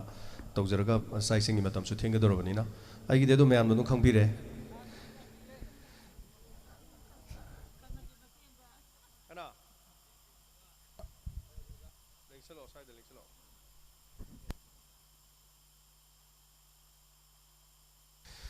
ꯑꯗꯨꯒ ꯑꯩꯈꯣꯏꯒꯤ ꯃꯔꯛꯁꯤꯗ ꯉꯁꯤꯒꯤ ꯗ꯭ꯔꯃꯥ ꯑꯃꯈꯛ ꯑꯩꯈꯣꯏꯅ ꯈꯝꯕ ꯊꯣꯏꯕꯤꯒꯤ ꯗ꯭ꯔꯃꯥ ꯖꯦꯅꯦꯕꯤ ꯑꯗꯨꯒ ꯍꯥꯏꯔꯤꯕꯁꯤꯗ ꯍꯥꯏꯇꯥꯔꯦ ꯌꯥꯝꯅ ꯇꯥꯛꯄꯤ ꯇꯝꯕꯤꯕ ꯑꯃꯗꯤ ꯀꯠꯊꯣꯛꯄꯒ ꯂꯣꯏꯅꯅ ꯃꯍꯥꯛꯀꯤ ꯇꯤꯝ ꯃꯤꯑꯣꯏ 13-15 ꯑꯩꯈꯣꯏꯒꯤ ꯔꯦꯗꯤꯑꯣꯁꯤꯗ ꯗꯥꯏꯃꯟ ꯔꯦꯗꯤꯑꯣꯗ ꯀꯠꯊꯣꯛꯄꯤꯕ ꯑꯣꯖꯥ ꯕꯤꯔꯦꯟ ꯀꯧꯁꯤꯟꯖꯒꯦ ꯃꯌꯥꯝꯗꯁꯨ ꯑꯝꯇ ꯇꯥꯛꯆꯒꯦ ꯑꯣꯖꯥꯒꯤ ꯑꯗꯨꯒ ꯑꯩꯈꯣꯏꯒꯤ ꯇꯤꯝꯁꯨ ꯑꯗꯨꯝ ꯆꯪꯁꯤꯟꯕꯤꯔꯛꯑꯣ ꯑꯣꯖꯥꯒ ꯄꯨꯟꯅ ꯌꯥꯎꯕ ꯑꯩꯈꯣই ꯖꯦꯅꯦꯕꯤꯒꯤ ꯇꯤꯝꯁꯤꯡ ꯑꯗꯨꯝ ꯂꯩꯔꯒꯗꯤ ꯑꯅꯛꯄꯗ ꯑꯗꯨꯝ ꯆꯪꯁꯤꯟꯕꯤꯔꯛꯑꯣ ꯁꯛ ꯑꯃꯨꯛꯇꯪ ꯇꯥꯛꯆꯒꯦ ꯉꯁꯤ ꯑꯩꯈꯣꯏꯒꯤ ꯔꯦꯀꯣꯔꯠ ꯑꯃꯁꯨ ꯍꯥꯏꯇꯥꯔꯦ ꯗꯥꯏꯃꯟꯒꯤ ꯔꯦꯀꯣꯔꯠ ꯑꯃ ꯐꯥꯏꯜ ꯑꯃ ꯑꯣꯏꯖꯒꯗꯧꯔꯤꯕꯅꯤ ꯑꯗꯨꯒ ꯑꯣꯖꯥ ꯕꯤꯔꯦꯟ ꯑꯍꯥꯟꯕꯃꯛꯇꯗ ꯑꯩꯅ ꯏꯁꯣꯔꯕꯨ ꯋꯥꯡ ꯊꯣꯏꯅ ꯊꯥꯒꯠꯆꯕꯒ ꯂꯣꯏꯅꯅ ꯉꯁꯤꯒꯤ ꯌꯥꯏꯐꯔꯕ ꯄꯨꯡꯐꯝ ꯑꯁꯤꯗ ꯂꯦꯡꯕꯤꯔꯛꯂꯤꯕ ꯈꯨꯗꯤꯡꯃꯛꯄꯨ ꯑꯩꯅ ꯏꯀꯣꯛꯅꯣꯅ ꯑꯍꯥꯟꯕꯃꯛꯇꯗ ꯈꯨꯔꯨꯝꯖꯔꯤ ꯇꯁꯦꯡꯅꯃꯛ ꯗꯥꯏꯃꯟ ꯔꯦꯗꯤꯑꯣꯁꯤ ꯁꯥꯔ ꯖꯦꯝꯁꯅ ꯍꯦꯛ ꯍꯦꯛ ꯂꯥꯎꯊꯣꯛꯄꯤꯕ ꯃꯇꯨꯡ ꯏꯟꯅ 5-7 ꯂꯥꯛ ꯀꯌꯥꯅ ꯈꯨꯖꯤꯡ ꯑꯣꯏꯗꯨꯅ ꯇꯥꯟꯅꯔꯦ ꯍꯥꯏ ꯉꯁꯤꯒꯤ ꯂꯤꯁꯅꯔ ꯅꯨꯃꯤꯠ ꯑꯁꯤꯗꯗꯤ ꯁꯨꯞꯅꯗꯪꯒꯤ 0 ꯀꯛꯊꯠꯂꯒ ꯃꯤ 200-300 ꯇꯤꯟꯕꯁꯤ ꯈ꯭ꯋꯥꯏꯗꯒꯤ ꯍꯦꯟꯅ ꯊꯋꯥꯏ ꯌꯥꯎꯕ ꯏꯆꯤꯟ ꯏꯅꯥꯎꯁꯤꯡꯗꯨꯅꯤ ꯍꯥꯏꯅ ꯂꯧꯖꯕꯒ ꯂꯣꯏꯅꯅ ꯏꯁꯥꯒꯤ ꯑꯆꯤꯟꯕ ꯀꯥꯏꯊꯣꯛꯇꯨꯅ ꯁꯤꯒꯨꯝꯂꯕ ꯁꯛꯈꯪꯅꯍꯧꯗꯕ ꯌꯥꯗꯦ ꯎꯅꯍꯧꯗꯕ ꯌꯥꯗꯦꯅ ꯂꯦꯡꯕꯤꯔꯛꯂꯤꯕ ꯇꯣꯉꯥꯟ ꯇꯣꯉꯥꯟꯕ ꯂꯝꯗꯒꯤ ꯏꯆꯤꯟ ꯈꯨꯗꯤꯡꯃꯛꯄꯨꯁꯨ ꯑꯃꯨꯛꯀꯁꯨ ꯍꯟꯅ ꯏꯀꯥꯏ ꯈꯨꯝꯅꯕꯗꯨ ꯎꯠꯆꯕꯅꯤ ꯃꯤꯌꯥꯝ ꯄꯨꯝꯅꯃꯛꯀꯤ ꯁꯛ ꯑꯩꯈꯣꯏꯅ ꯔꯦꯗꯤꯑꯣꯗ ꯇꯥꯕ ꯃꯇꯝꯗ ꯀꯅꯥ ꯑꯣꯏꯔꯝꯒꯗꯒꯦꯅ ꯈꯧꯔꯥꯡꯅ ꯂꯥꯡꯇꯛꯅ ꯈꯣꯟꯖꯦꯜ ꯐꯖꯕ ꯏꯁꯩ ꯐꯖꯕ ꯗꯥꯏꯂꯣꯛ ꯐꯖꯕ ꯇꯧꯈꯤꯕꯁꯤꯡ ꯑꯗꯣ ꯉꯁꯤꯗꯤ ꯁꯪꯁꯪꯅ ꯑꯍꯧꯕꯗꯒꯤ ꯑꯔꯣꯏꯕ ꯐꯥꯎꯕꯒꯤ ꯃꯤꯠ ꯑꯁꯤꯗ ꯎꯕ ꯐꯪꯍꯟꯕꯤꯕ ꯑꯃꯛꯀꯁꯨ ꯊꯥꯒꯠꯆꯕꯅꯤ ꯑꯔꯣꯏꯕ ꯑꯣꯏꯅ ꯑꯩ ꯑꯁꯤꯕꯨꯁꯨ ꯁꯛ ꯇꯥꯛꯆꯅꯕꯒꯤ ꯇꯟꯖꯥꯗ ꯂꯧꯖꯒꯦ ꯑꯩꯒꯤ ꯃꯤꯡ ꯊꯣꯛꯆꯣꯝ ꯕꯤꯔꯦꯟ ꯑꯩꯒꯤ ꯂꯩꯐꯝ ꯈꯥꯡꯉꯕꯣꯛ ꯄꯥꯔꯠ 3 ꯃꯈꯥ ꯂꯩꯀꯥꯏ ꯀꯔꯤꯒꯨꯝꯕꯗ ꯍꯧꯈꯤꯕ ꯆꯍꯤꯒꯤ ꯃꯃꯥꯡꯗ ꯖꯦꯅꯦꯕꯤ ꯍꯥꯏꯕ ꯗ꯭ꯔꯃꯥ ꯑꯃꯁꯨꯡ ꯍꯧꯈꯤꯕ ꯃꯇꯝ ꯈꯔꯁꯤꯗ ꯈꯝꯕ ꯊꯣꯏꯕꯤꯒꯤ ꯂꯤꯂꯥ ꯁꯦꯔꯤꯌꯦꯜ ꯄ꯭ꯂꯦ ꯇꯥꯕꯤꯔꯝꯂꯒꯗꯤ ꯑꯩꯒꯤ ꯃꯤꯡ ꯑꯃꯛꯀꯁꯨ ꯇꯥꯕꯤꯔꯝꯂꯒꯅꯤ ꯑꯩꯒꯤ ꯃꯤꯡ ꯑꯃꯛꯀꯅ ꯊꯣꯛꯆꯣꯝ ꯕꯤꯔꯦꯟ ꯄꯨꯝꯅꯃꯛ ꯊꯥꯒꯠꯆꯔꯤ ꯑꯗꯨꯒ ꯂꯥꯏꯕꯛ ꯊꯤꯕꯗꯤ ꯉꯁꯤꯒꯤ ꯑꯦꯔꯦꯟꯖ ꯑꯁꯤꯗ ꯑꯩꯒꯤ ꯄꯥꯔꯇꯅꯔꯁꯤꯡ ꯑꯩꯒꯤ ꯑꯥꯔꯇꯤꯁꯁꯤꯡ ꯂꯣꯏꯅ ꯁꯔꯨꯛ ꯌꯥꯃꯤꯟꯅꯅꯤꯡꯂꯝꯕꯅꯤ ꯑꯗꯨꯒ ꯀꯔꯤꯒꯨꯝꯕ ꯆꯌꯦꯠꯅꯕ ꯈꯔ ꯂꯩꯕꯗꯒꯤ ꯄꯥꯎ ꯐꯥꯎꯅꯍꯧꯗꯕꯗꯒꯤ ꯌꯥꯎꯗ꯭ꯔꯦ ꯅꯨꯡꯁꯤꯔꯕ ꯏꯆꯥ ꯑꯅꯤꯈꯛ ꯑꯩꯒꯤ ꯇꯨꯡꯗ ꯂꯦꯞꯄꯤꯔꯤ ꯁꯛ ꯇꯥꯛꯄꯤꯁꯤ ꯊꯥꯒꯠꯆꯔꯤ ꯁꯤꯒꯤ ꯁꯤꯒꯨꯝꯂꯕ ꯑꯩꯈꯣꯏ ꯗꯥꯏꯃꯟ ꯔꯦꯗꯤꯑꯣꯒꯤ ꯀꯣꯂꯔꯁ ꯃꯤꯠ ꯍꯥꯏꯖꯕ ꯇꯥꯔꯦ ꯁꯤꯒꯨꯝꯂꯕ ꯄ꯭ꯔꯣꯒ꯭ꯔꯥꯝ ꯑꯁꯤꯗ ꯌꯥꯎꯕ ꯐꯪꯖꯕ ꯃꯈꯩ ꯂꯩꯇꯅ ꯊꯥꯒꯠꯆꯔꯤ ꯑꯩꯒꯤ ꯃꯤꯡ ꯗꯤꯅꯦꯁ ꯊꯣꯛꯆꯣꯝ ꯑꯩ ꯈꯥꯡꯉꯕꯣꯛ ꯄꯥꯠ 3 ꯃꯈꯥ ꯂꯩꯀꯥꯏꯗꯒꯤꯅꯤ ꯑꯗꯨꯒ ꯃꯃꯥꯡꯗ ꯁꯟꯗꯣꯛꯈꯤꯕ ꯑꯩꯈꯣꯏ ꯍꯧꯖꯤꯛ episode 9 ꯁꯟꯗꯣꯛꯂꯤꯕ ꯈꯝꯕ ꯊꯣꯏꯕꯤ ꯍꯥꯏꯕ ꯄꯔꯤꯡꯁꯤꯗ ꯑꯩ ꯀꯕꯨꯏ ꯁꯂꯥꯡ ꯃꯥꯏꯕꯒꯤ ꯁꯛꯇꯝ ꯂꯧꯖꯒꯦ ꯃꯁꯤ ꯍꯥꯏꯔꯒ ꯂꯣꯏꯁꯤꯟꯖꯒꯦ ꯊꯥꯒꯠꯆꯔꯤ ꯑꯩꯒꯤ ꯃꯤꯡ ꯁꯒꯣꯜꯁꯦꯝ ꯕꯥꯍꯤꯟꯗ꯭ꯔꯣ ꯑꯩ ꯑꯊꯣꯛꯄꯝꯗꯒꯤꯅꯤ ꯊꯧꯕꯥꯜ ꯊꯣꯛꯄꯝꯗꯒꯤ ꯑꯗꯨꯒ ꯑꯩꯁꯨ ꯑꯣꯖꯥ ꯕꯤꯔꯦꯟꯒꯤ ꯙꯔꯃꯥ ꯁꯦꯔꯤꯌꯦꯜꯁꯤꯗ ꯌꯥꯎꯖꯩ ꯑꯗꯣ ꯑꯩꯅ ꯑꯍꯥꯟꯕ ꯖꯦꯅꯦꯕꯤ ꯍꯥꯏꯔꯤꯕ ꯀꯩꯅꯣꯁꯤꯗ ꯔꯦꯗꯤꯑꯣ ꯁꯦꯔꯤꯌꯦꯜꯁꯤꯗ ꯒꯣꯂꯣ ꯁꯥꯖꯈꯤ ꯑꯗꯨꯒ ꯈꯝꯕ ꯊꯣꯏꯕꯤ ꯍꯧꯖꯤꯛ ꯁꯂꯥꯡ ꯀꯩꯅꯣ ꯑꯣꯏꯅ ꯁꯥꯖꯩ ꯄꯥꯈꯪ ꯂꯥꯛꯄ ꯑꯣꯏꯅ ꯁꯥꯖꯩ ꯑꯗꯣ ꯑꯩꯒꯤ ꯃꯤꯡ ꯕꯥꯍꯤꯟꯗ꯭ꯔꯣ ꯑꯗꯣ ꯂꯥꯛꯄꯤꯔꯤꯕ ꯃꯌꯥꯝꯕꯨ ꯑꯩꯅ ꯃꯊꯪꯒꯤ ꯀꯩꯅꯣꯗꯁꯨ ꯂꯥꯛꯆꯅꯕ ꯏꯟꯚꯥꯏꯠ ꯇꯧꯖꯕꯒ ꯂꯣꯏꯅꯅ ꯃꯌꯥꯝꯕꯨ ꯈꯨꯔꯨꯝꯖꯔꯤ ꯃꯌꯥꯝꯕꯨ ꯊꯥꯒꯠꯆꯔꯤ ꯌꯥꯝ ꯅꯨꯡꯉꯥꯏꯖꯩ ꯃꯌꯥꯝ ꯂꯥꯛꯄꯤꯕꯁꯦ ꯊꯥꯒꯠꯆꯔꯤ ꯍꯧꯖꯤꯛꯇꯤ ꯃꯈꯥ ꯇꯥꯕꯁꯦ ꯑꯩꯈꯣꯏꯒꯤ ꯆꯥꯛꯀꯤ ꯃꯇꯨꯡꯗ ꯃꯁꯤ ꯊꯧꯔꯝꯁꯦ ꯑꯃꯨꯛ ꯄꯨꯟꯁꯤꯟꯕ ꯌꯥꯔꯔꯣꯏ ꯑꯗꯨꯝ ꯆꯠꯅꯈꯤꯗꯧꯔꯕꯅꯤꯅ ꯍꯥꯏꯇꯥꯔꯦ ꯃꯇꯝ ꯌꯥꯝ ꯇꯦꯟꯅ ꯑꯩꯈꯣꯏꯒꯤ ꯊꯧꯔꯝꯁꯤꯒꯤ ꯈꯨꯗꯣꯡꯆꯥꯕ ꯈꯖꯤꯛꯇꯪ ꯑꯦꯟꯇꯔꯇꯦꯟ ꯑꯣꯏꯕꯒꯤ ꯍꯥꯏꯇꯥꯔꯦ ꯑꯩꯈꯣꯏꯒꯤ ꯑꯩꯒ ꯏꯍꯥꯟ ꯍꯥꯟꯅ ꯑꯩꯒꯁꯨ ꯂꯦꯡꯁꯤꯟꯕꯤꯔꯛꯁꯤ ꯑꯗꯣ ꯑꯩꯒꯗꯒꯤ ꯍꯥꯟꯅ ꯃꯊꯪ ꯑꯩꯈꯣꯏꯒꯤ ꯑꯦꯟꯇꯔꯇꯦꯟ ꯇꯧꯅꯅꯕ ꯆꯤꯟꯅꯥꯎ ꯑꯃꯨꯛꯇꯪ ꯂꯣꯏꯁꯤꯜꯂꯛꯄꯗ ꯁꯛ ꯇꯥꯛꯄꯤꯒꯦ ꯑꯩ ꯈꯥꯡꯉꯣꯛ ꯄꯥꯠ 3 ꯃꯈꯥ ꯃꯦꯟ ꯂꯩꯀꯥꯏꯗꯒꯤ ꯂꯩꯁ꯭ꯔꯝ ꯕꯣꯟ ꯃꯩꯇꯩꯅꯤ ꯑꯗꯨꯒ ꯑꯩꯅ ꯑꯣꯜ ꯏꯟꯗꯤꯌꯥꯗꯨꯗ ꯀꯟꯅ ꯃꯇꯝ ꯑꯃꯗ ꯍꯥꯟꯅ ꯏꯁꯩ ꯈꯟꯕ ꯇꯥꯕꯅꯤꯡ ꯈꯟꯕ ꯄ꯭ꯔꯣꯒ꯭ꯔꯥꯝ ꯄꯨꯝꯅꯃꯛ ꯑꯩ ꯂꯣꯏ ꯇꯥꯔꯝꯕ ꯃꯗꯨ ꯇꯣꯛꯂꯒ ꯑꯩ ꯉꯁꯤ ꯗꯥꯏꯃꯟ ꯑꯣꯏꯁꯤꯜꯂꯕꯅꯤ ꯃꯗꯨ ꯇꯣꯛꯈ꯭ꯔꯕꯅꯤ ꯍꯥꯏꯕ ꯁꯦꯡꯅ ꯍꯥꯏꯔꯗꯤ ꯉꯜꯂꯤꯀꯥꯟꯗ ꯂꯩꯁ꯭ꯔꯝ ꯕꯣꯟ ꯃꯩꯇꯩ ꯐ꯭ꯔꯥ ꯃꯈꯣꯏꯅ ꯑꯗꯨꯝ ꯃꯌꯥꯝ ꯇꯥꯕꯤꯔꯝꯒꯅꯤ ꯉꯜꯂꯤꯀꯥꯟꯗ ꯔꯦꯗꯤꯑꯣ ꯇꯥꯀꯥꯟꯗ ꯏꯁꯩ ꯈꯟꯕ ꯑꯣꯏꯔꯣ ꯑꯃ ꯑꯣꯏꯔꯣ ꯐꯔꯦ ꯑꯗꯨꯒꯤ ꯑꯩꯈꯣꯏ ꯉꯁꯥꯏ ꯑꯣꯖꯥ ꯕꯦꯟꯅ ꯍꯥꯏꯐꯦꯠꯇꯪ ꯍꯥꯏꯕꯗ ꯁꯞꯄꯣꯔꯠ ꯇꯧꯅꯤꯡꯕꯅꯤꯀꯣ ꯉꯁꯤ ꯃꯤ ꯌꯥꯝ ꯇꯩꯕꯗꯣ ꯊꯧꯗꯣꯛ ꯑꯗꯨꯛꯀꯤ ꯃꯇꯤꯛ ꯌꯥꯝꯕ ꯆꯥꯛꯀꯧꯕ ꯀꯌꯥꯝ ꯌꯥꯝꯃꯤ ꯌꯥꯝꯕꯁꯦ ꯈꯨꯜꯂꯛꯁꯦ ꯍꯥꯏꯐꯦꯠ ꯌꯥꯝꯃꯤꯀꯣ ꯑꯩꯒꯤ ꯂꯩꯀꯥꯏꯗ ꯌꯥꯝ ꯂꯩꯍꯧꯔꯤꯑꯕ ꯑꯩ ꯌꯥꯎꯗ ꯂꯥꯛꯄꯅꯦ ꯑꯁꯤ ꯋꯥꯁꯦ ꯍꯥꯏꯅꯤꯡꯕꯁꯦ ꯊꯥꯒꯠꯆꯔꯤ ꯍꯧꯖꯤꯛ ꯃꯈꯥ ꯇꯥꯔꯛꯄꯁꯦ ꯑꯩꯈꯣꯏꯒꯤ ꯑꯩꯒꯗꯒꯤ ꯍꯥꯟꯅ ꯍꯧꯔꯁꯤ ꯈꯤꯇꯪ ꯃꯇꯝꯗꯤ ꯌꯥꯝ ꯂꯧꯗꯕꯗ ꯑꯩꯒ ꯃꯤꯅꯤꯠ ꯑꯅꯤꯈꯛꯇꯪ ꯂꯧꯖꯒꯦꯀꯣ ꯑꯩ ꯀꯟꯅ ꯂꯩꯁꯤꯜꯂꯝꯕ ꯅꯠꯁꯦ ꯑꯃꯨꯛ ꯍꯟꯗꯣꯛꯇ꯭ꯔꯗꯤ ꯍꯥꯎꯗꯠꯂꯤ ꯑꯗꯨꯅ ꯉꯥꯛꯇꯪ ꯀꯞꯄ ꯌꯥꯕ꯭ꯔꯥ ꯌꯦꯡꯕꯤꯔꯣ ꯊꯪꯅꯕ ꯃꯤꯀꯨꯞꯇ ꯑꯃꯨꯛꯇꯪ ꯅꯣꯛꯄ ꯌꯥꯕ꯭ꯔꯥ ꯌꯦꯡꯕꯤꯔꯣ ꯃꯍꯥꯚꯥꯔꯠ ꯋꯥꯔꯤ ꯂꯤꯖꯕꯅꯤꯅ ꯃꯍꯥꯚꯥꯔꯠꯇ ꯐꯥꯒꯤ ꯅꯥꯆꯣꯝ ꯑꯣꯏꯅ ꯈꯖꯤꯛꯇꯪ ꯊꯦꯠꯆꯤꯟꯖꯔꯒ ꯁꯦꯝꯖꯕ ꯅꯥꯆꯣꯝꯅꯤ ꯏꯟꯇꯔꯇꯦꯟꯃꯦꯟꯅꯤ ꯄꯨꯝꯅꯃꯛꯅ ꯑꯁꯣꯏ ꯑꯔꯥꯜ ꯈꯤꯕꯤꯛ ꯉꯥꯛꯄꯤꯅꯕꯒꯤꯗꯃꯛ ꯑꯍꯥꯟꯕꯃꯛꯇꯗ ꯀꯣꯛꯅꯣꯟꯅ ꯈꯨꯔꯨꯝꯖꯔꯤ इमागे अर्जुन लाइबक थीरबी अपेनबने इंथोकपीरबी नुंगाइब कौबदो मदुन लापना नथैदुन चटख्रबी अहल मदम मोइरबी करी गति लैत्रबी अइंगोंदो द्रब पोलम मम ओइरंबदो नंगिन फमददि करी सोइरम द्रब कोय मागे अर्जुन इमा पेले नंगबु शाओइन फंगजरुबा लाइबक तीरबी कुंती आई पोकपगी महियाले मागे वर्षन नंगबु आइना पोकलकपा साउना नबी योगलकपा आइगी तंपाक थक्ता नौथी साखिबा नोरोजीबो मियोइबना ममा ओइबिगी खोमलांग आमृतगी लमन सिंगब ngamde हाइनबदोय मागे वर्षन ngasi haiba numit sidagidi apokpi namagi lamal tondraba macha haibado oiro koi magi वर्षन इमा मामा ओइबी सिंगी थमोइदी पेनबी बतन मसरुक ने हाइबदु तसेगले इमा इहो जन्मंद की मपोक से ऐसी मतन तन कोति जन्मे जन्मान तोरे पाप से लब तोलब नचा अर्जुन इमा नंगी गर्भगी नचा ओइब फंगजगी इमागे अर्जुन लेप नमक फंगजरो कोई मागे अर्जुन इमा पोटी कापे है ngaiko इमागे अर्जुन चंगसे लखो लाइव डायमंड लिसनर की सिगुमलबा लिसनर मिट की प्रोग्राम से तिल्लिबा पुनमक असे याइफम गुल पिरमखो होइमा ngasi eba numise masidagidi sangkha chakra gada padma khulai mari thon bai bungo mahakna lengpi rakliba punamaki ngasi dagi ꯇꯨꯡꯗ ꯂꯥꯛꯀꯗꯕ ꯄꯨꯟꯁꯤꯒꯤ ꯈꯣꯡꯆꯠꯇꯣ ꯃꯗꯨꯗ ꯅꯨꯡꯉꯥꯏꯕ ꯌꯥꯏꯐꯕ ꯏꯪꯕ ꯇꯞꯄ ꯆꯥꯎꯈꯠꯄ ꯁꯥꯟꯇꯤ ꯄꯨꯝꯅꯃꯛꯀꯤ ꯃꯪꯒꯣꯜ ꯑꯣꯏꯕꯗꯣ ꯄꯤꯅꯕꯤꯔꯝꯕ ꯑꯣꯏꯔꯁꯅꯨ ꯄꯛꯆꯕꯅ ꯂꯣꯏꯔꯦ ꯊꯥꯒꯠꯆꯔꯤ ꯑꯩꯈꯣꯏꯒꯤ ꯃꯊꯪꯗ ꯑꯩꯈꯣꯏꯒꯤ ꯋꯥꯡꯖꯤꯡꯗꯒꯤ ꯂꯤꯡꯁꯤꯜꯂꯛ ꯂꯥꯛꯄꯤꯈꯤꯕꯤ ꯑꯟꯖꯅꯥ ꯃꯤꯡ ꯄꯟꯖꯔꯦ ꯃꯣꯅꯣꯂꯣꯛ ꯃꯇꯦꯛ ꯑꯃ ꯇꯧꯕꯤꯌꯣ ꯑꯗꯨꯝ ꯑꯦꯟꯇꯔꯇꯦꯟ ꯃꯇꯦꯛ ꯃꯇꯦꯛ ꯇꯧꯔ ꯂꯣꯏꯁꯤꯜꯂꯁꯤ ꯑꯗꯨꯝ ꯆꯥꯛ ꯏꯁꯤꯡꯒꯤ ꯑꯗꯨꯝ ꯃꯔꯛꯁꯤꯗ ꯑꯩꯈꯣꯏ ꯁ꯭ꯇꯥꯐꯁꯤꯡ ꯑꯗꯨꯒ ꯁ꯭ꯇ꯭ꯔꯤꯃꯔꯁꯤꯡ ꯆꯪꯁꯤꯟꯕꯤꯔꯒ ꯑꯩꯈꯣꯏ ꯄꯨꯈꯝ ꯊꯥꯕꯒꯨꯝꯕ ꯈꯣꯠꯄ ꯑꯇꯩ ꯑꯇꯩ ꯀꯩꯅꯣ ꯇꯧꯕ ꯍꯧꯖꯤꯟꯕꯤꯌꯨ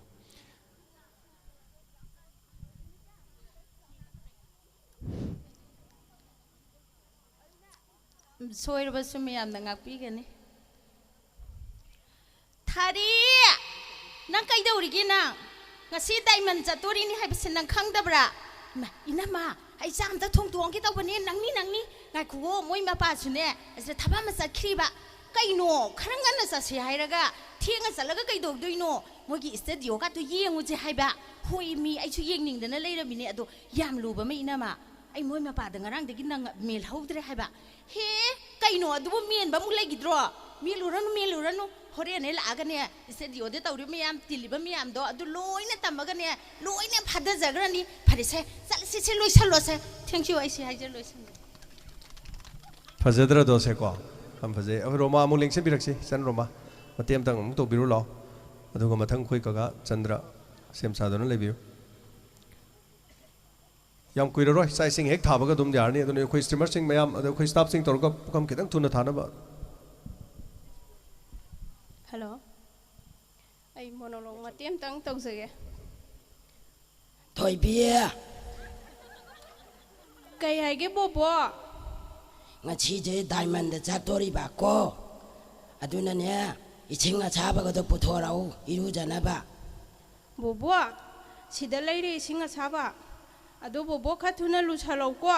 ꯑꯩꯁꯨ ꯂꯣꯏꯁꯜꯂꯝꯃꯣꯔꯥ ꯍꯣꯏꯅꯦ ꯂꯣꯏꯁꯜꯂꯝꯃꯣꯅꯦ ꯆꯠꯂꯗꯧꯅꯤ ꯑꯗꯣ ꯕꯣꯕꯣ ꯂꯩꯃꯥꯡꯗ ꯒꯥꯔꯤ ꯉꯥꯏꯔꯝꯒꯅꯤ ꯑꯗꯨꯗ ꯑꯩ ꯒꯥꯔꯤ ꯉꯥꯏꯔꯝꯃꯣꯔꯥ ꯆꯠꯃꯤꯟꯅꯁꯤꯔꯥ ꯍꯦ ꯆꯠꯃꯤꯟꯅꯔ ꯂꯣꯏꯔꯦ ꯍꯅꯨꯗꯪꯁꯤꯗ ꯑꯃꯨꯛ ꯇꯨꯁꯟ ꯈꯣꯠꯆꯟꯗꯅ ꯇꯧꯅꯤꯀꯣ ꯕꯣꯕꯣ ꯑꯗꯨꯗꯤ ꯒꯥꯔꯤꯁꯦ ꯀꯥꯈꯠꯂ ꯆꯠꯂꯁꯤꯀꯣ ꯍꯣꯏ ꯇꯥꯡꯈꯤ ꯂꯣꯏꯁꯤꯟꯖꯔꯦ ꯃꯊꯪꯗ ꯑꯩꯈꯣꯏꯒꯤ ꯀꯀꯥ ꯆꯟꯗ꯭ꯔ ꯁꯤꯡ ꯇꯦꯡꯁꯤꯟꯕꯤꯔꯛꯁꯤ ꯗꯥꯏꯂꯣꯛ ꯃꯇꯦꯛ ꯑꯃꯒ ꯑꯣꯖꯥ ꯍꯤꯕꯝ ꯁꯥꯡ ꯏꯁꯩ ꯃꯇꯦꯛ ꯑꯃꯇꯒ ꯇꯧꯕꯤꯌꯨ ꯃꯇꯝꯗꯤ ꯁꯨꯝ ꯁꯥꯡ आबिर खान की डायलॉग तो मिनट अमा मखाई की डायलॉग में तौजरगे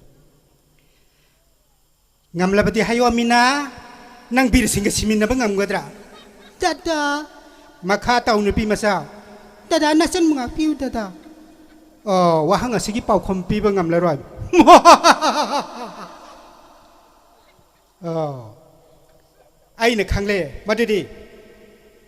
nam thak sauba ai gi chan amina bu badnam taw bulak pa maitai macha se namang da kap khai dana hat kani ai ngon da singna rak labadi chana bali sing oiduna su marup li sing oiduna su ai hatok pata sing nate abir khan thauna masa khangna rak tina rakhiba marup natra bir sing hobo abir khana kanano hai ba khang kharba natra khang kharba su ngasi anobu chang yeng gi mini ai na nang bu chana ba marup amma oiba maram na nungsi na sakle la malangu bani adu bu nangi biswas ghatak oiba na pukchen makpa chajat aduna punama se line manghale ai na nang bu ai na ai gi sunu pi amina begam bu nawon thajegi khandona maru oiru nate ai ngon da lalakpa ai ngon da singna rak labadi nong chagi mamang da khausaram ba lammuhi gumbani namana ba kya gi mafam da lammuhi gumno urbasu bir singi mafam da di namana ba nong chawa na ugadabani lepli khongpham asi makta da paigi ni khulai dada ngasi bir singi masada nomai guli ne sokpuda nagina san amina hingdire ne khanbi da hanto amina hanto amina dang ima aigi ima nomai na pale ima ngasi aigi imang simakta da aigi ima bu hat khraba ngasi aigi imang simakta da aigi ima bu hat khraba abir khan gi mamang makta da abir khan gi mama bu ha laba tau lebli ba uri upan khangho humli ba malang ba thongli ba nimitha ngasi dagi abir khan I thakba mingsa ba hingsa ba gi saktam laura bani matang saida tension jagi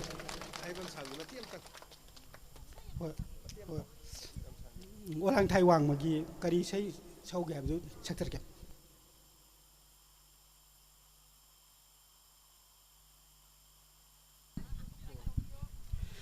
Kari isai sauge Kari isai sauge Mangda pamlibi sakhang dabi Mangda pamlibi sakhang dabi Kari isai sauge Ningjaba asa kaikhiba kuire Pamjaba saisak su kaukhiba kuire Ningjaba asa kaikhiba kuire Pamjaba saisak su kaukhiba kuire Nangbu uruba mikuba sida Nangbu uruba mikuba sida Mangkhra pumba phangbagum thokle Aigi isai aigi sur Kari isai sauge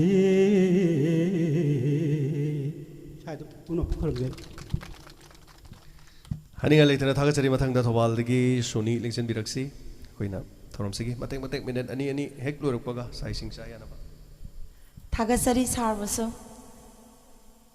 ai isai se nupagi khonjel na anambana dom sai madam de egi vocal se kitang chawba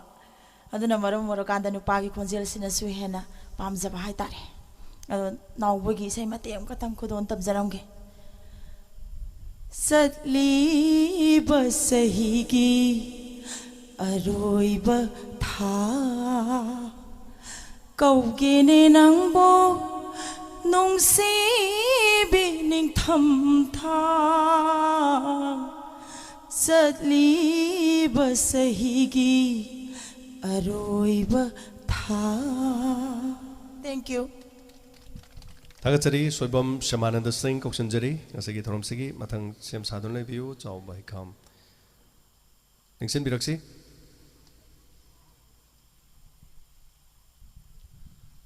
Hello Ayak isana pamna ayaki wakalamo khaktada Diamond bun nuksijaduna ina isana Diamond mu sarengdaba isaya sairengni Aigi hanba sareng maming Diamond number 1 Khongjom turen gide horokpham kheba singina napomda ingna singna ka nangan thoiraklebi Diamond Kobi FM radio awana kyabu tungoinaram lili setpa malangbana saithorole paletraba na kinapa tabagi pem naitraba naidraba nahaki khonjen angakpani miyoibagi punsi khongchat lepaletraba awana thajarude khantharude nomatasu Khongjom imagi masai gonda Sampho Lakhini Diamond FM radio Makhal Mathel Kyana Leteng Laba Tabagi Pen Manaidraba Nahaki Khonjen Inglaba Ningtamgi Ulian Sukirude Sarva Kalingi Masasu Tausarude Adubuni Heima Diamond Kobi Nahaki Khojen Dabu Taning Bana Awana Kya Buna Thiram Napau Dabum Taning Na Biko Kuding Ajari Matang Sita Aki Sareng Losenjare Thagachari mathang lengsen biraksi chawba hai kham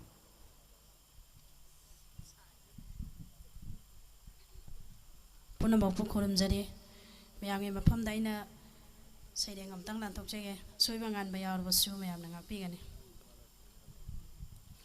aigi sairengi maming tamjagi nangi natau kallaba leitengai nasungda thotna nauna laisatam ingla lainam loinana kanabu singnaba lakpano tambiu napau taibangda nungsibi laiba lairang laibak layo ahing mamai oirakpa misik mirau khonta dringai nara laijabi amagum laimai thakta dom kenjabi kari wasak laibano tayang ta soi wajabibo pamubi lairang singareyo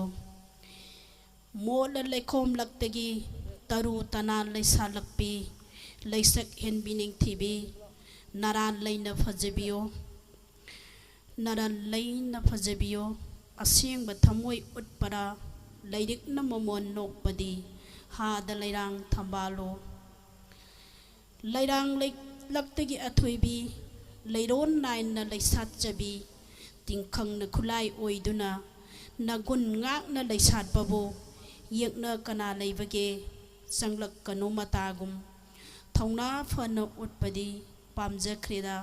leirang gulabo awang bada leisat naribi singel leirang khibigo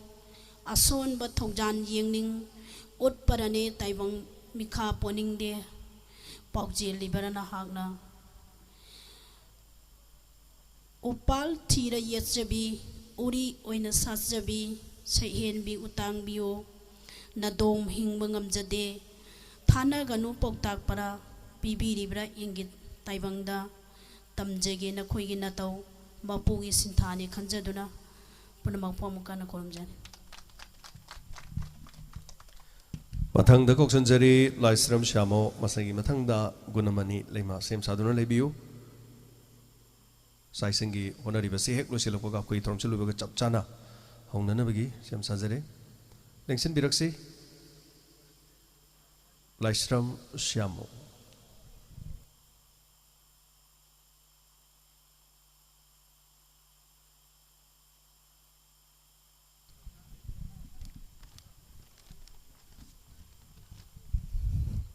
ahanba maktada mayam bu khurumjari sairengchi pathok tringai mangonana kai khanganjage akona hojiki matamda nupi nupaga rai chap mana yadra mayam pungum haibiri adubu sairengchi ta kari haribu haibu tung tamnasi nipana nupi lonba mine thina ngangade nupi ne nipa lonba mine tunsinai nipana ju thakpa mine kai songangade nupi ne ju thakpa mine thina ngangnei nipana nupi phaba mine kai songangade nupi ne nipa phaba mine tangum bin hainei nipana nupi da phuba mine kai songangade nupi ne nipa da phuba mine hingsa bin hainei nipana ahing da koiba mine kai songangade nupi ne ahing da koiba mine thabak yenei nipana nupi tungin naba mine kai songangade nupi ne nipa tungin naba mina hindu piningane nupina lone sakhiba maumang khre pathukpi nipana lone sakhiba mini ke su ngangnade nipana ahumnak lohongba mini ke su ngangnade nupina anirak lohongba mina tahuide hainei nipana migedi lekluba mini ke su ngangnade nupina migedi lekluba mini hekta pauthoknei nipana komonjingai nupi thiba mini ke su ngangnade nupina kongonjingai nupi jumpanba mine hindu pini hainei loijare sereng taka chari mathang leksen biraksi gunamani leima loinana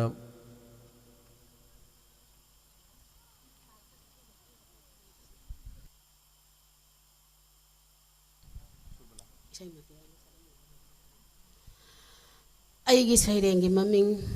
nisagi ipakta iraknari nisagi ipakta iraknari maitai nongsa masasing nisagi ipakta iraknari maitai nongsa masasing satnabida hidanari khunai sina tamthiraba lainagi selna ithak ipom horakli laikangi ipak iyaisida sangai nungi pari imom sing tautharakli akanba iselsida kannanaba honari layeng loisingna krik krik inariba sana kaithen mayaida punsi lukmai thaduna sara taliba palem sing koitan tanbiri sajai roi singna sambal khahaudraba mafam singdagi sat sat lisilai londin nadraba tada mujau khoi punamak se lukkhragradarne amambaluraba ipaksida saireng di matang sida loijare ai isai matem ta khuru sakcharangi loinana isai se radio dadi sakta ba isai je saktring eda akoi gi ges amaka infotech standard organization gi thokjom jemi lengsin bire masi marak tamtang thalaga lengsin birak se akoi gi daista loinana khoi stop lengsin biu Infotech Standard Organization की Diamond Radio की co-sponsored ओइबिरिबा आइगी नुक्सिजरबा इनाउ Thokchom Jamie ma'am खुबाम तक खुबी हो Jamie गिरा लेक्सिन बिरक्सी खांगु थकी सिंगारे थारोई नबी थाबले लैमाय थकता केलावोय पामुई पामुई सोन लई खांगु थकी सिंगारे पंथो सोमांग ngan lei na som lei sim da lei sabi manje kudo lei monogi na pa sina lei pakhang molang nak te ngan lei koi mo pong ning nung lây lây rang lây khóc lôi ra bồi lây rang y lây khóc lôi ra bồi pa mui son lây khang thơ ki singare taram dai gi thazna muna muna yang howe nong alam dai sajing na tani tani khang howe mi ko matangi oira boy pamui son lay khang thơ ki singa ray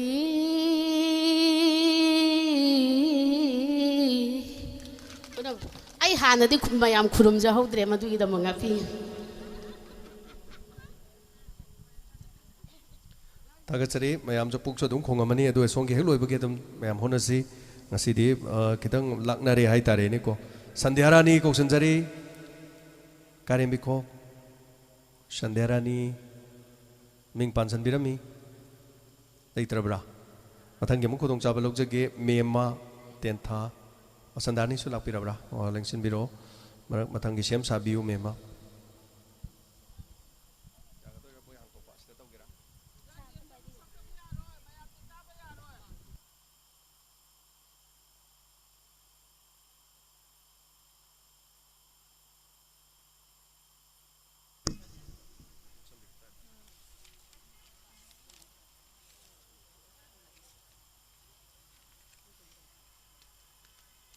mayam punamapu amuka suhanna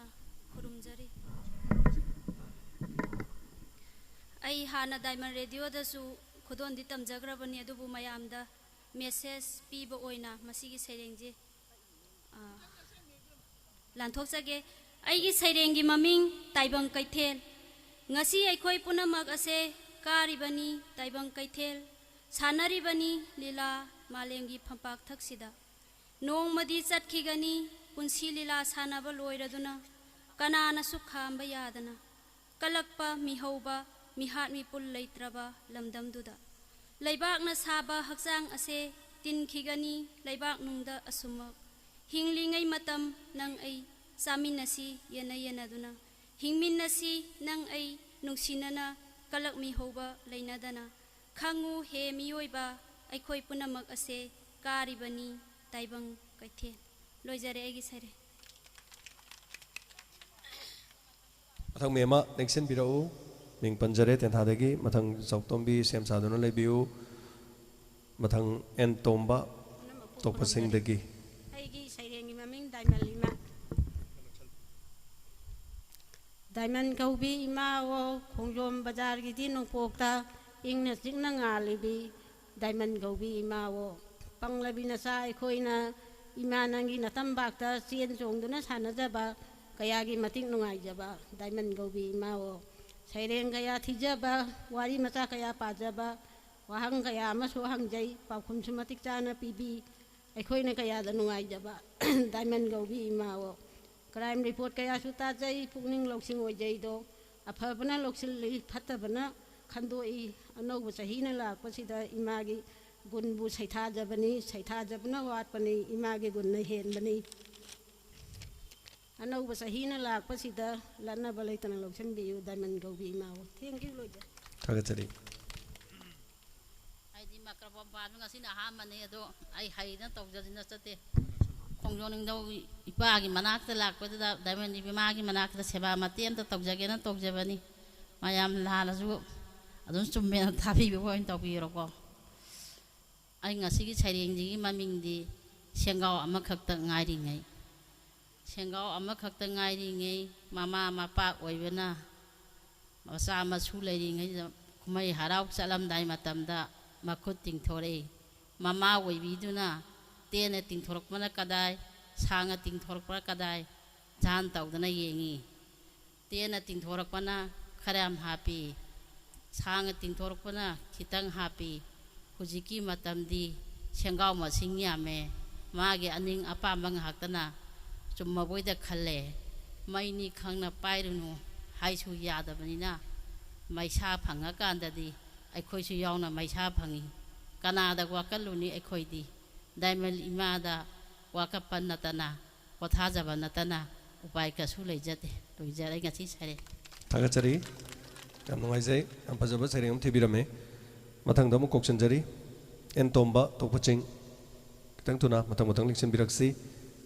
ꯃꯁꯤꯒꯤ ꯃꯊꯪ ꯏꯟꯗꯤꯔꯥ ꯁꯦꯝ ꯁꯥꯗꯨꯅ ꯂꯩꯕꯤꯌꯨ ꯃꯊꯪ ꯔꯥꯙꯤ ꯁꯦꯝ ꯁꯥꯗꯨꯅ ꯂꯩꯕꯤꯌꯨ ꯅꯛꯁꯤꯟꯕꯤꯁꯤ ꯈꯔ ꯌꯥꯝ ꯅꯛꯁꯤꯟꯕꯤꯁꯤ ꯊꯥꯒꯠꯆꯔꯤ ꯑꯩꯒꯤ ꯁꯩꯔꯦꯡ ꯑꯁꯤ ꯑꯃꯨꯕ ꯑꯥꯏꯟ ꯑꯩꯈꯣꯏ ꯏꯆꯤꯟ ꯏꯅꯥꯎꯅꯤ ꯇꯥꯏꯕꯪ ꯃꯤꯄꯣꯛ ꯉꯥꯛꯇꯅꯤ ꯀꯅꯥꯅ ꯍꯤꯟꯗꯨ ꯀꯅꯥꯅ ꯃꯨꯁꯂꯤꯝ ꯆꯤꯡꯃꯤ ꯇꯝꯃꯤ ꯑꯩꯈꯣꯏ ꯑꯃꯠꯇꯅꯤ ꯁꯅꯥ ꯂꯩꯕꯥꯛ ꯃꯅꯤꯄꯨꯔ ꯏꯒꯤ ꯂꯩꯕꯥꯛ ꯑꯣꯏꯔꯦ ꯉꯁꯤ ꯑꯉꯝ ꯑꯉꯝ ꯇꯨꯍꯠꯅꯔꯦ ꯃꯤꯀꯞ ꯃꯤꯔꯥꯎꯅ ꯊꯜꯂꯦ ꯇꯥꯏꯕꯪ ꯄꯨꯟꯁꯤ ꯂꯩꯀꯣꯜꯁꯤꯗ ꯂꯥꯟꯖꯗ ꯊꯋꯥꯏ ꯀꯌా ꯃꯥꯡꯂꯦ ꯑꯩꯒꯤ ꯇꯤꯟꯅꯔꯤꯉꯩ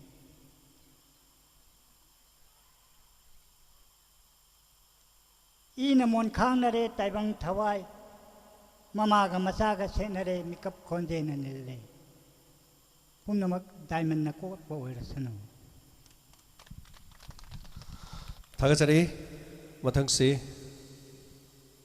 ꯑꯣꯅꯔ ꯇꯧꯕꯒꯤ ꯑꯩꯈꯣꯏꯒꯤ ꯃꯔꯛꯇ ꯑꯃꯈꯛ ꯂꯩꯖꯩ ꯑꯗꯨꯃꯒ ꯍꯧꯖꯤꯛꯀꯤ ꯃꯔꯛꯁꯤ ꯏꯟꯗꯤꯔꯥ ꯆꯪꯁꯤꯟꯕꯤꯔꯣ ꯑꯩꯈꯣꯏꯅ ꯍꯥꯏꯖꯈꯤꯕꯒꯤ ꯃꯇꯨꯡꯏꯟꯅ ꯃꯤꯡ ꯄꯥꯟꯕꯤꯔꯝꯕ ꯏꯟꯗꯤꯔꯥ ꯂꯩꯇ꯭ꯔꯒꯅ ꯃꯊꯪ ꯔꯥꯙꯤ ꯂꯤꯡꯁꯤꯟꯕꯤꯔꯛꯁꯤ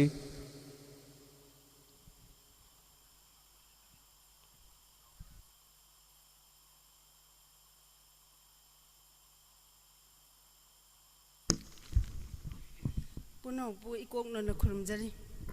ꯑꯩꯒꯤ ꯁꯩꯔꯦꯡꯒꯤ ꯃꯃꯤꯡ ꯑꯅꯧꯕ ꯃꯌꯣꯟ ꯑꯅꯧꯕ ꯑꯁꯥꯒ ꯂꯣꯏꯅꯅ ꯂꯥꯛꯈꯤ ꯆꯣꯡꯂꯛꯀꯅꯤ ꯈꯟ ꯑꯅꯧꯕ ꯃꯌꯣꯜ ꯑꯃ ꯃꯜꯂꯕ ꯗꯦꯍꯦ ꯑꯁꯤ ꯄꯨꯗꯨꯅ ꯆꯠꯂꯨꯔꯦ ꯂꯥꯏꯌꯦꯡ ꯂꯣꯏꯁꯪ ꯀꯌꯥꯗꯁꯨ ꯐꯪꯈꯤꯗꯦ ꯅꯤꯡꯕ ꯀꯥꯏꯕ ꯅꯠꯇꯅ ꯍꯤꯡꯂꯤꯕꯁꯤꯕꯨ ꯍꯤꯡꯂꯤꯕ꯭ꯔꯥ ꯑꯋꯥꯕ ꯆꯩꯅꯥ ꯆꯩꯊꯦꯡ ꯀꯌꯥꯁꯦ ꯑꯋꯥꯕ ꯀꯌꯥꯝ ꯀꯨꯏꯅ ꯄꯨꯗꯨꯅ ꯂꯩꯈꯤꯒꯕ ꯐꯪꯂꯔꯣꯏꯗ꯭ꯔꯥ ꯈꯟꯈꯤ ꯃꯤ ꯑꯃ ꯑꯣꯏꯅ ꯍꯤꯡꯕꯒꯤ ꯅꯨꯡꯉꯥꯏꯕ ꯃꯍꯤꯡ ꯍꯛꯆꯥꯡ ꯐꯕ ꯀꯣꯛꯉꯝꯂꯔꯣꯏꯗꯕ ꯑꯅꯥꯕꯒꯤ ꯆꯩꯅꯥ ꯀꯌꯥꯁꯤꯅ ꯍꯤꯡꯕꯒꯤ ꯃꯍꯥꯎ ꯀꯣꯛꯊꯣꯛꯈꯤꯗ꯭ꯔꯕ ꯄꯨꯟꯁꯤꯁꯦ ꯈꯟꯈꯤ ꯋꯥꯈꯜꯅ ꯍꯤꯡꯕꯒꯤ ꯑꯔꯊꯕꯨ ꯊꯣꯛꯂꯤꯕ꯭ꯔꯥ ꯑꯗꯨꯕꯨ ꯂꯥꯛꯈꯤ ꯃꯐꯝꯁꯤꯗꯅꯤ ꯑꯩꯒꯤ ꯋꯥꯈꯜꯕꯨ ꯆꯤꯡꯁꯤꯟꯕꯤꯈꯤꯕ ꯄꯨꯟꯁꯤꯒꯤ ꯂꯦꯝꯍꯧꯔꯤꯕ ꯃꯈꯥꯛ ꯑꯁꯤꯕꯨ ꯂꯥꯛꯑꯣ ꯂꯥꯛꯑꯣ ꯃꯐꯝꯁꯤꯗ ꯈꯨꯂꯥꯝ ꯇꯣꯏꯅ ꯀꯧꯕꯤꯈꯤ ꯂꯩꯔꯦ ꯁꯤꯗ ꯍꯤꯗꯥꯛ ꯍꯛꯆꯥꯡ ꯐꯅ ꯅꯥꯗ ꯌꯦꯛꯇꯅꯕ ꯂꯩꯋꯥꯅꯤ ꯊꯥꯖꯔꯝꯗꯦ ꯄꯨꯝꯅꯃꯛ ꯑꯔꯦꯝꯕ ꯇꯥꯒꯅꯤ ꯈꯟꯈꯤ ꯑꯗꯨꯕꯨ ꯉꯁꯤꯗꯤ ꯃꯪꯂꯥꯟꯗꯣ ꯃꯪꯐꯥꯎꯅꯔꯦ ꯄꯨꯟꯁꯤꯒꯤ ꯑꯣꯏꯊꯣꯛꯂꯔꯣꯏ ꯈꯜꯂꯝꯕ ꯄꯤꯔꯔꯦ ꯉꯁꯤꯗꯤ ꯃꯉꯥꯜ ꯑꯗꯣ ꯃꯐꯝꯁꯤꯗ ꯂꯥꯛꯄ ꯈꯨꯗꯤꯡ ꯑꯣꯛꯂꯤ ꯅꯪꯅ ꯍꯔꯥꯎꯅ ꯅꯪꯒꯤ ꯅꯨꯡꯁꯤꯕꯒꯤ ꯂꯪꯂꯥꯅ ꯄꯨꯟꯁꯤꯟꯕꯤꯔꯤ ꯑꯃꯠꯇ ꯑꯣꯏꯅ ꯄꯨꯟꯁꯤꯕꯨ ꯑꯔꯦꯝꯕꯗ ꯃꯥꯡꯍꯟꯒꯅꯨ ꯁꯤꯕ ꯇꯥꯔꯕꯁꯨ ꯃꯤꯀꯨꯞ ꯈꯔꯗꯪ ꯍꯤꯡꯂꯝꯃꯨ ꯅꯨꯡꯉꯥꯏꯕ ꯃꯤꯔꯛꯁꯤꯗ ꯃꯤꯅꯨꯡꯁꯤꯇꯅ ꯊꯜꯂꯕ ꯃꯤꯑꯣꯏꯕꯒꯤ ꯂꯝꯆꯠꯄꯨꯁꯨ ꯑꯆꯨꯝꯕ ꯂꯝꯕꯤꯗ ꯂꯝꯖꯤꯡꯕꯤꯔꯤ ꯅꯨꯡꯉꯥꯏꯕ ꯑꯁꯥ ꯀꯌꯥꯒ ꯂꯣꯏꯅꯅ हिंनिंगबगी आसाबु पीरिबा खुदोनी नाहक्ति अखोइगी डायमंड रेडियो नंगी न पाउताक सिंसे इनबा ngamjaba oijage matang aswaide lusinjare punmu bukhurumjari Tagasari maraksida ga tho thoi saram amtong lingsen biraksi aduga khoigi sapam GP gi pradhan obi gi mama kidang khoigi award macham paisa hai tare khajitang pibi na ba stage ko sanjari mayam ko ba ho bom du khobi o paisa matik chaja bana chade khoigi diamond gi maike gi khudol tamjabani aduga simatang lobi si maraksida ga su thabak leibani na mayam kubak honu kubiu egana to bibane yamne heli ramjaba khajitang khona selwena kachabani thagachari ega mana mathang election biraksi aduga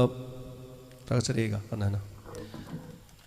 hek akoi chaki pau thibeloi boge hek tala boga thorom che dum loislaga makhata na adubo ngai bo ina khajitang tokjari bani election biraksi mathang koksin jaki bi radhe election biraksi masig mathang baby rose sem sadano lebiu aigi sairengi maming phaigai chale manipur malem taibang pansida malem gi phajaba uhan biram liba taibang kumai yahon biram liba pokpi ram liba palem panthaubu thogal biba nuksi bibam thok tabra palem panthau kanana machabu nuksi daba yawbage nuksi daba macha karambano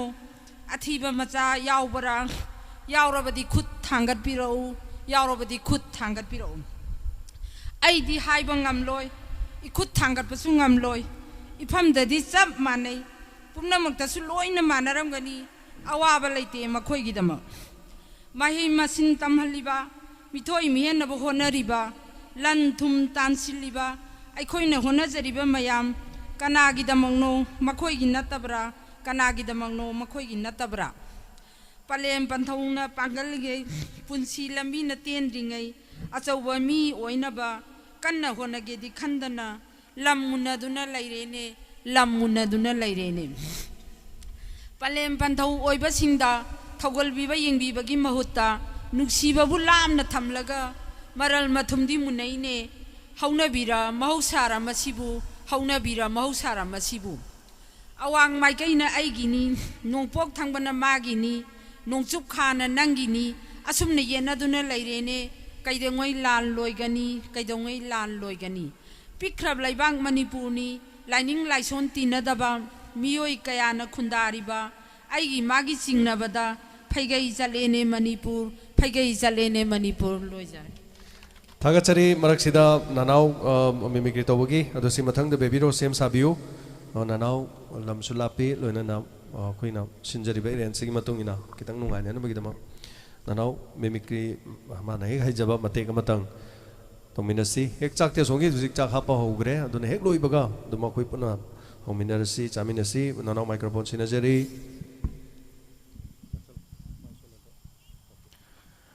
pomna mapu amukasu taramok seri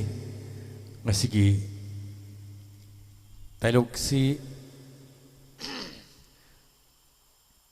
ngasigi listeners mit asibu support tawjaboina khoge mahabharasi directly madugi khajitang thaido oga ekhogi ngasigi si program se kahen ba yaroi haibagi matik ekhogi bhemna masi mayamgi support tawboina dialogue si miyamda khudol jage kari papi durjadhona ngasi diamond silliba listeners mit sibu thugai gani haidna lansing na khraba ai bishop chalo aigi road sem sao sel sul gada pusanda tomal chakar tangir kulai amatta watana khetri gi lairiba kulai khudima hapu ngasi papi durjadhon gi lanmi tengol thugai raga ngasi gi asuk nungsina yamna samna sinjari ba thauram mase kahina na basilli makoi pura tak tum ha da gai jai krishna jai krishna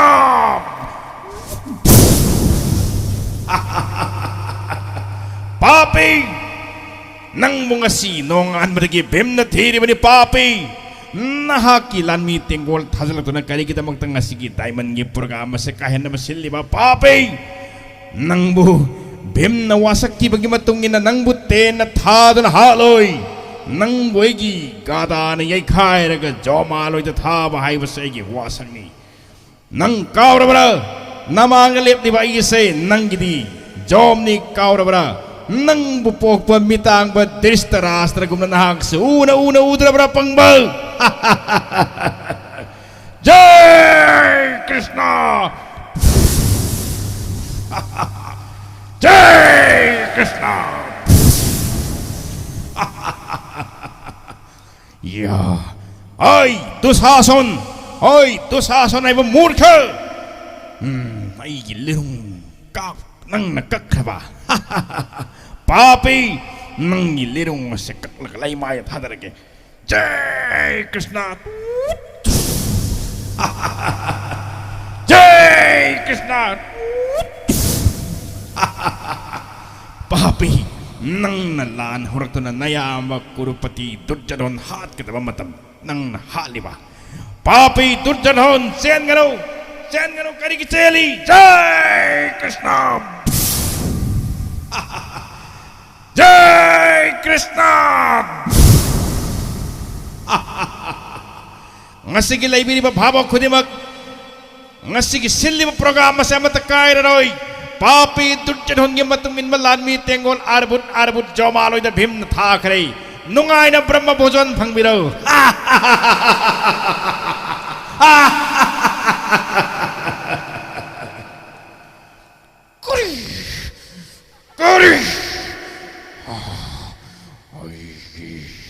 Kori Gilan meeting ngol po na magpapi panrop na taroin hot tabo Ay Bhim Masigi Brahma bojo na siya nakahilaga nang nasilibat tauram masya chopan gasin kapare Ay bo nang natarain hot kani wasaki Alam Nang apang manangin ako kasi kaya nang sisaksa din kay mangda hot kani Ay minam mga nganutaning day nang bunga say makayay na kaday no kando na lady ba babok sing nga sige mamang na nang kaday no kando na hot pida ba nang ngasi papi Durjadon nang ngasi di baboki amat tayeng na roy nang bunga si tum na halage nahakako na nanggi tenggol po na mag Jai Krishna Jai Krishna ay kurayas taray na yay kaya ba ngasigi babok kudimang napanok ki Zoy asapi na biro ayang na Zoy laurok pumatam na singa na laurok pumatam na miyam na kombiyo Jai Dharmaraj Yudhishthir ki Jai Dharmaraj Yudhishthir ki Jai Dharmaraj Yudhishthir ki Jai 91.2 Radio Diamond Gay Pernah mapu tagasari thank you James ki tam dari ka dawai no tamongi kujin sauda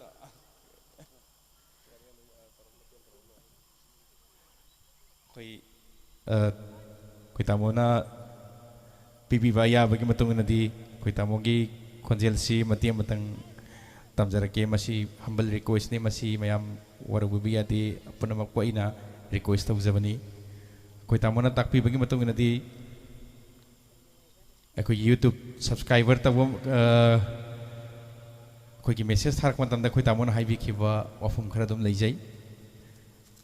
thank you Ronika Aikam Tagajari ngasi ko nadi program solution na batog jake yamna sangna patok pangamjab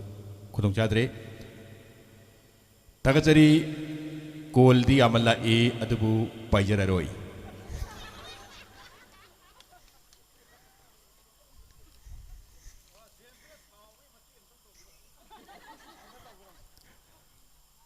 Yam ngai jai Diamond da call tau birak pa listeners ko ting mapu taram na uksay tau da bu yamna athiba wahi haibitaba akhoi diamond bu saibi ganu haiba nasadi saibira u dumak saibira u kaisu kaiba leijati tabudabu laiminari ba khudimak si silinawi paisa khudimak nata ba yaba mawngda haibirak na bahna haijari thank you puno ku thagachari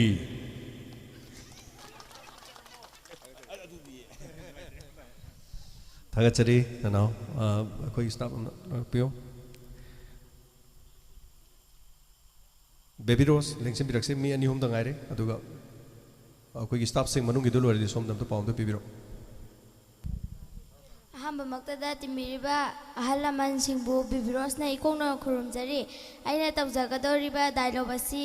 susmita gi makhol hana sajarake Tayayma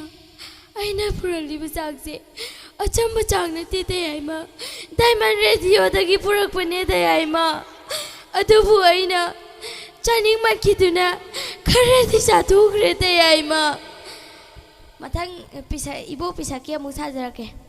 Karino ne ngasi tawramiba sibo aidi chak pu onthongna lamkhre da ko tawrise luimande da ko diamond gi chak sisu khangba bu ngamdre puka je goro goro khonge ne tawrise ai khoi di pangan chon binina ne chaka se onthongna thengna chaba sengam ja ponte machi ai lu salare thank you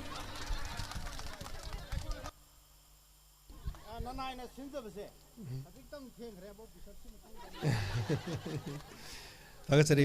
oji koksanjari mate matang tobiraga koi chak kano tobugi matang yoksele mi ohum gaktang si matung leiri makha leijadre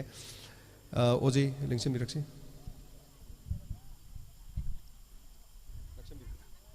ngasigi sidida koi diamond da saksege dana koi sagacharuba diamond bu sai thajabi sei ma koi style amtang saksege Sapong lakleng asidi ay koigi 91.2 Diamond Radio Diamond Radio Diamond Radio Mut panai da ngal haurani Khongjom imagi tampak da Khongjom imagi tampak da Mamla wakhalgi mangalni malim sinna sanduk liba Mamla wakhalgi mairani malim sinna sandok liba Diamond Radio Diamond Radio Sapong lakleng asidi ay koigi 91.2 Diamond Radio. Thank you. thagachari temata palema muling simbiraksi ngasigi thorom sigi makha tarakpada mathang kakai ba tombi sem sadona lebiu koksinjari tampak lema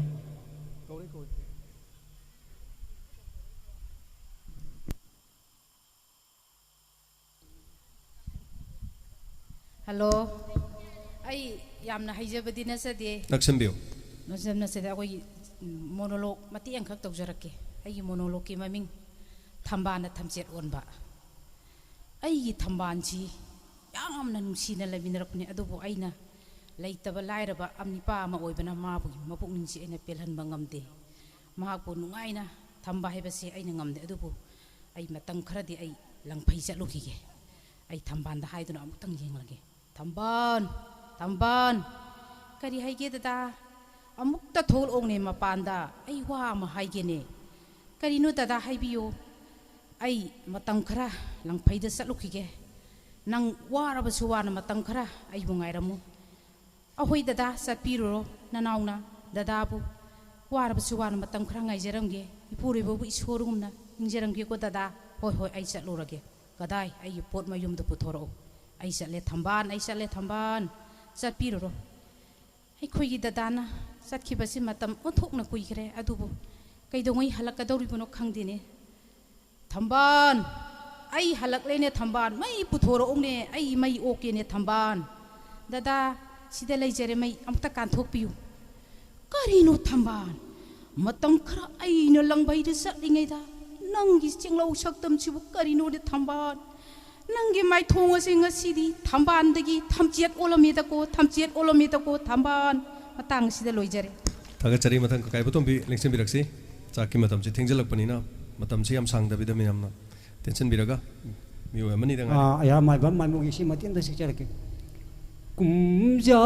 ꯀꯌꯥꯒꯤ ꯃꯃꯥꯡꯗꯒꯤ ꯅꯨꯡꯁꯤ ꯅꯪꯕꯨ ꯉꯥꯏꯖꯕ ꯄꯨꯛꯅꯤꯡꯒꯤ ꯑꯄꯥꯝ ꯋꯥꯍꯩꯅ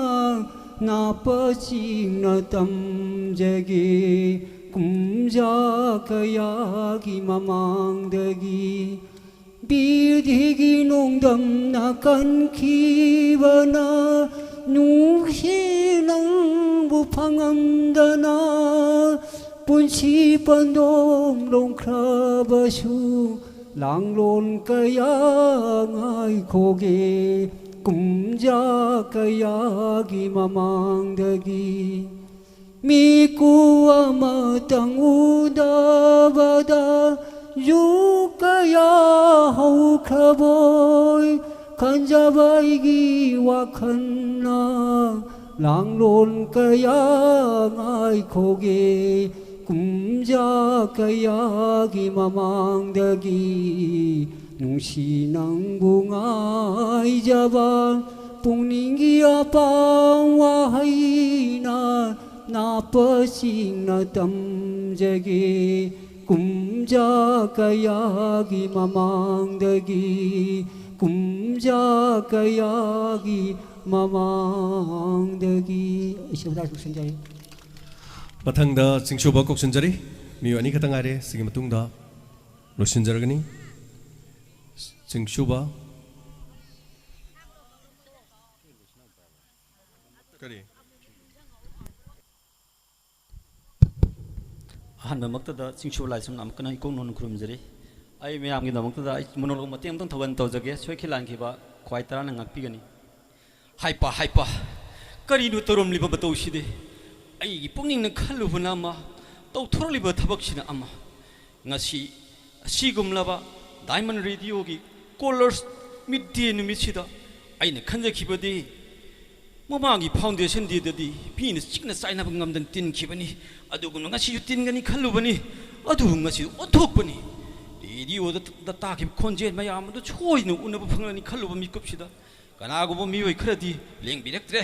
ꯊꯣꯏꯗꯣꯛꯇꯦ ꯏꯇꯥꯎ ꯃꯁꯤ ꯊꯣꯏꯗꯣꯛꯇꯦ ꯏꯇꯥꯎ ꯌꯦꯡꯉꯨ ꯏꯇꯥꯎ ꯂꯥꯛꯏꯕ ꯈꯔꯁꯦ ꯔꯦꯗꯤꯑꯣ ꯗꯥꯏꯃꯟꯕꯨ ꯌꯥꯝꯅ ꯄꯨꯛ ꯊꯃꯣꯏ ꯍꯛꯆꯥꯡ ꯌꯥꯎꯅ ꯅꯨꯡꯁꯤꯖꯕ ꯀꯥꯡꯕꯨ ꯉꯥꯛꯇꯅꯤ ꯂꯥꯛꯇ꯭ꯔꯤꯕꯁꯤꯡꯗꯨꯅ ꯏꯇꯥꯎ ꯔꯦꯗꯤꯑꯣ ꯗꯥꯏꯃꯟꯗꯤ ꯇꯥꯅꯤꯡꯕ ꯑꯗꯨ ꯅꯨꯡꯁꯤꯕ ꯁꯥꯕ ꯀꯥꯡꯕꯨꯅꯤꯅꯤ ꯏꯇꯥꯎ ꯏꯇꯥꯎ ꯑꯗꯨꯝꯅ ꯍꯥꯏꯔꯣꯏꯁꯤ ꯑꯩꯈꯣꯏꯗꯤꯅꯦ ꯑꯍꯜ ꯑꯣꯏꯔꯛꯄ ꯔꯦꯗꯤꯑꯣ ꯗꯥꯏꯃꯟꯁꯤ ꯅꯨꯡꯁꯤꯈ꯭ꯔꯕ ꯄꯣꯠꯅꯤ ꯅꯨꯡꯁꯤꯃꯟꯗꯅ ꯉꯁꯤꯁꯨ ꯂꯥꯛꯏꯕꯁꯤꯅꯤ ꯏꯇꯥꯎ ꯆꯨꯝꯃꯤ ꯆꯨꯝꯃꯤ ꯏꯇꯥꯎ ꯏꯇꯥꯎꯅ ꯅꯨꯡꯁꯤꯔꯨꯕꯗꯨꯅ ꯑꯩ ꯅꯨꯡꯁꯤꯗꯨꯅ ꯂꯥꯛꯄꯅꯤ ꯑꯗꯨꯕꯨ ꯃꯁꯤ ꯇꯤꯜꯂꯝꯃꯤꯕ ꯃꯌꯥꯝꯁꯤ ꯌꯦꯡꯉꯨꯔꯒꯗꯤ ꯏꯇꯥꯎ ꯅꯨꯡꯁꯤꯕ ꯅꯨꯡꯁꯤꯗꯕ ꯌꯦꯡꯕꯗ ꯏꯇꯥꯎ ꯅꯨꯡꯁꯤꯗꯕ ꯈꯔ ꯈꯤꯠ ꯍꯦꯜꯂꯕ꯭ꯔꯥ ꯍꯥꯏꯅ ꯈꯜꯂꯤꯅꯤ ꯏꯇꯥꯎ ꯏꯇꯥꯎ ꯑꯗꯨꯝꯅ ꯂꯥꯟꯅ ꯂꯧꯔꯣꯏꯁꯤ ꯅꯨꯡꯁꯤꯕ ꯉꯥꯛꯅꯤ ꯂꯥꯛꯇ꯭ꯔꯤꯕꯁꯤꯡꯗꯣ ꯃꯥꯒꯤ ꯑꯆꯤꯟꯕ ꯂꯩꯗꯅꯅꯤ ꯈꯟꯗꯣꯛꯁꯤꯀꯣ ꯏꯇꯥꯎ ꯃꯇꯦꯛꯁꯤꯗ ꯂꯣꯏꯁꯤꯟꯖꯔꯒꯦ ꯊꯥꯒꯠꯆꯔꯤ ꯆꯤꯡꯁꯨꯕ ꯃꯇꯝꯅꯁꯨ ꯌꯥꯝ ꯐꯪꯗꯕꯅꯤꯅ ꯍꯣꯔꯦꯟ ꯁꯤꯗ ꯅꯪꯍꯧꯗꯕꯁꯤꯡꯗꯨꯗꯤ ꯍꯣꯔꯦꯟ ꯁꯤ ꯂꯣꯏꯔ ꯃꯇꯨꯡꯗ ꯑꯩꯈꯣꯏꯒꯤ ꯁ꯭ꯇꯥꯐꯁꯤꯡꯒ ꯇꯧꯔꯒ ꯑꯗꯨꯒꯤ ꯈꯨꯗꯣꯡꯆꯥꯕꯗꯣ ꯑꯗꯨꯝ ꯂꯧꯃꯤꯟꯅꯒꯦ ꯑꯗꯨꯒ ꯃꯔꯛꯁꯤꯗ ꯑꯩꯈꯣꯏꯒꯤ ꯄꯤꯁꯛ ꯇꯦꯟꯇꯛꯅ ꯑꯝꯇꯪ ꯊꯧꯒꯜ ꯇꯧꯕꯤꯔꯣ ꯑꯗꯨꯒ ꯃꯁꯤꯒꯤ ꯃꯇꯥꯡ ꯑꯇꯩ ꯂꯦꯝꯍꯧꯕꯁꯤꯡꯗꯨꯗꯤ ꯄꯤꯁꯛꯇ ꯂꯦꯞꯆꯔꯒ ꯑꯇꯩꯁꯤꯅ ꯍꯣꯔꯦꯟ ꯂꯣꯏꯁꯤꯜꯂꯛꯄꯩꯗꯨꯗ ꯑꯩꯈꯣꯏ ꯔꯦꯗꯤꯑꯣꯒꯤ ꯑꯩꯈꯣꯏ ꯁ꯭ꯇꯥꯐꯁꯤꯡꯒ ꯂꯣꯏꯅꯅ ꯆꯥꯕ ꯂꯣꯏꯕꯗꯨꯗ ꯑꯃꯨꯛ ꯋꯥꯠꯍꯧꯕꯉꯩꯁꯨ ꯑꯗꯨꯝ ꯇꯧꯔꯁꯤ ꯆꯥꯛ ꯏꯁꯤꯡꯒꯤ ꯃꯇꯝ ꯑꯣꯏꯕꯅꯤ ꯆꯥꯛꯁꯤ ꯊꯥꯕ ꯂꯣꯏꯔꯦ ꯍꯧꯖꯤꯛꯁꯦ ꯑꯩꯈꯣꯏ ꯋꯥꯠꯂꯤꯕ ꯍꯥꯏꯕꯕꯨ ꯉꯥ ꯆꯥꯕ ꯑꯃꯗꯤ ꯌꯦꯟ ꯆꯥꯕꯁꯤ ꯀꯅꯥꯅೋ ꯈꯪꯗꯕ ꯑꯗꯨꯅ ꯍꯣꯔꯦꯟ ꯆꯪꯕꯀꯥꯟꯗ ꯉꯥꯅ ꯉꯥ ꯑꯗꯒꯤ ꯌꯦꯟꯅ ꯌꯦꯟ ꯇꯣꯉꯥꯟꯅ ꯐꯝꯕꯤꯗꯣꯏꯅꯤ ꯑꯗꯨ ꯃꯇꯪꯒ ꯃꯌꯥꯝꯅ ꯍꯣꯔꯦꯟ ꯑꯩꯈꯣꯏꯗ ꯍꯥꯏꯖꯔꯛꯀꯦ ꯍꯧꯖꯤꯛꯀꯤ ꯍꯧꯕꯤꯔꯣ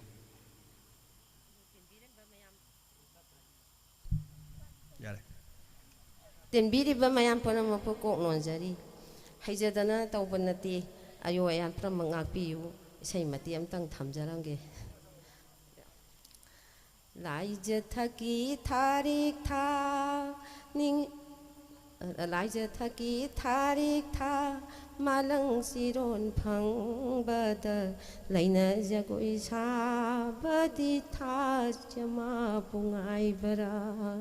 लाइज थकी थारिक था लाइज थकी थारिक था लैरांग न तो उबद लैरांग न तो उबद थमोई ऐदी नोंगोले फाइमा ऐदी खोइदारे लाइज थकी थारिक था मालंग सिरोन फंबद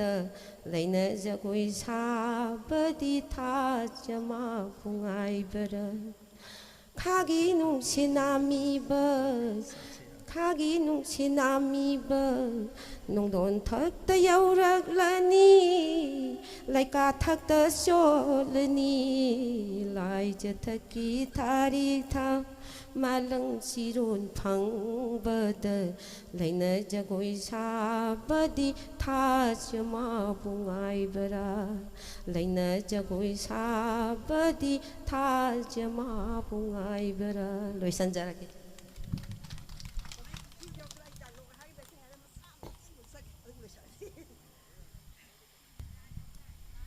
आई माइक्रोफोन वांगांसु हाइजादे छायगसु हाइजादे अदु आई पामजबगिनिको दिलबना पीना नेमना हौरी अचौब उपाना वांगना हौरी दिलबना पीना नेमना हौरी अचौब उपाना वांगना हौरी दिलबना पीना नेमना हौरी अचौब उपांदा तिगलबा हैतु पाली अपिकबा हैतु पाली अपिकबा नापीना नेमना हौई अनौबा उरीदा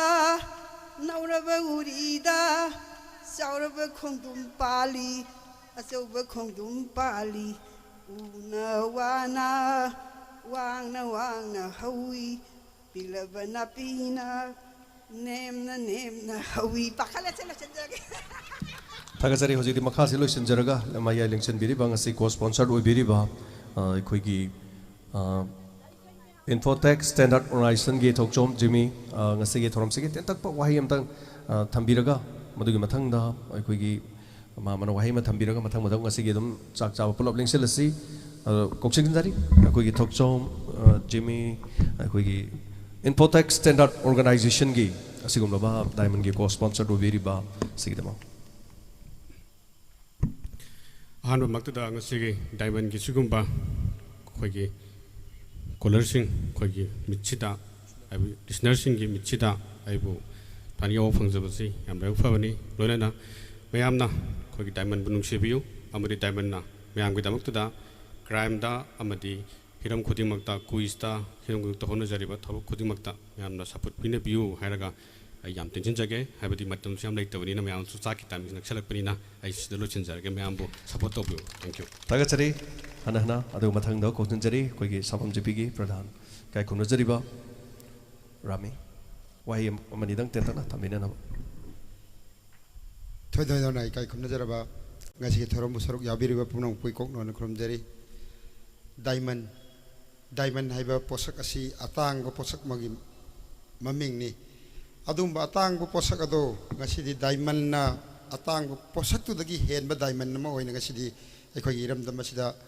sapong birak pa suki matik nungai asum thorom da saruk yaba phangjaba su asuki matik nungai diamond ta bada taram ba khonjen sing ngasi di sak oina uba phangjaba suki matik nungai matung da su asum thorom su yaw phangbo jage diamond su matam chupada hojik lairi basagi hen ma pung phaba diamond oi sunoi wo pham tamjaraga pomna mukti te sanjage thank you थागचरी अरोइबदा सपम जोइज Singh member ओइना लेबिबा दुगा ngasi thorom siga tentak bo hai thamjaraga ngasi thorom losinjana ba yabdo logjage ngasi diamond listener meets 2020 da akhoi bu yawbo phan mu siam ngai jai mathang de hen chawkhat pa ohan biu kan hona biu mathang gi function da akhoi yawjage harga thamjarage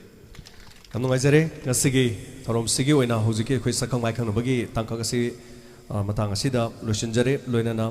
अखोगी चाइसिंगी हाइतारे ma'am होलोम द लिंगसिन बिसी अदुगा nga chabana nga gi aduga ꯑꯩꯈꯣꯏꯒꯤ ꯁꯥ ꯆꯥꯕꯅ ꯁꯥꯒꯤ ꯍꯥꯏꯕꯗꯤ ꯁꯥꯁꯤ ꯌꯦꯟꯅꯤ ꯑꯗꯨꯒ ꯃꯁꯤꯒꯤ ꯂꯣꯏꯁꯤꯜꯂꯛꯄꯗ ꯏꯁꯩ ꯀꯔꯤ ꯀꯔꯤꯒꯤꯁꯤꯅ ꯑꯩꯈꯣꯏꯒꯤ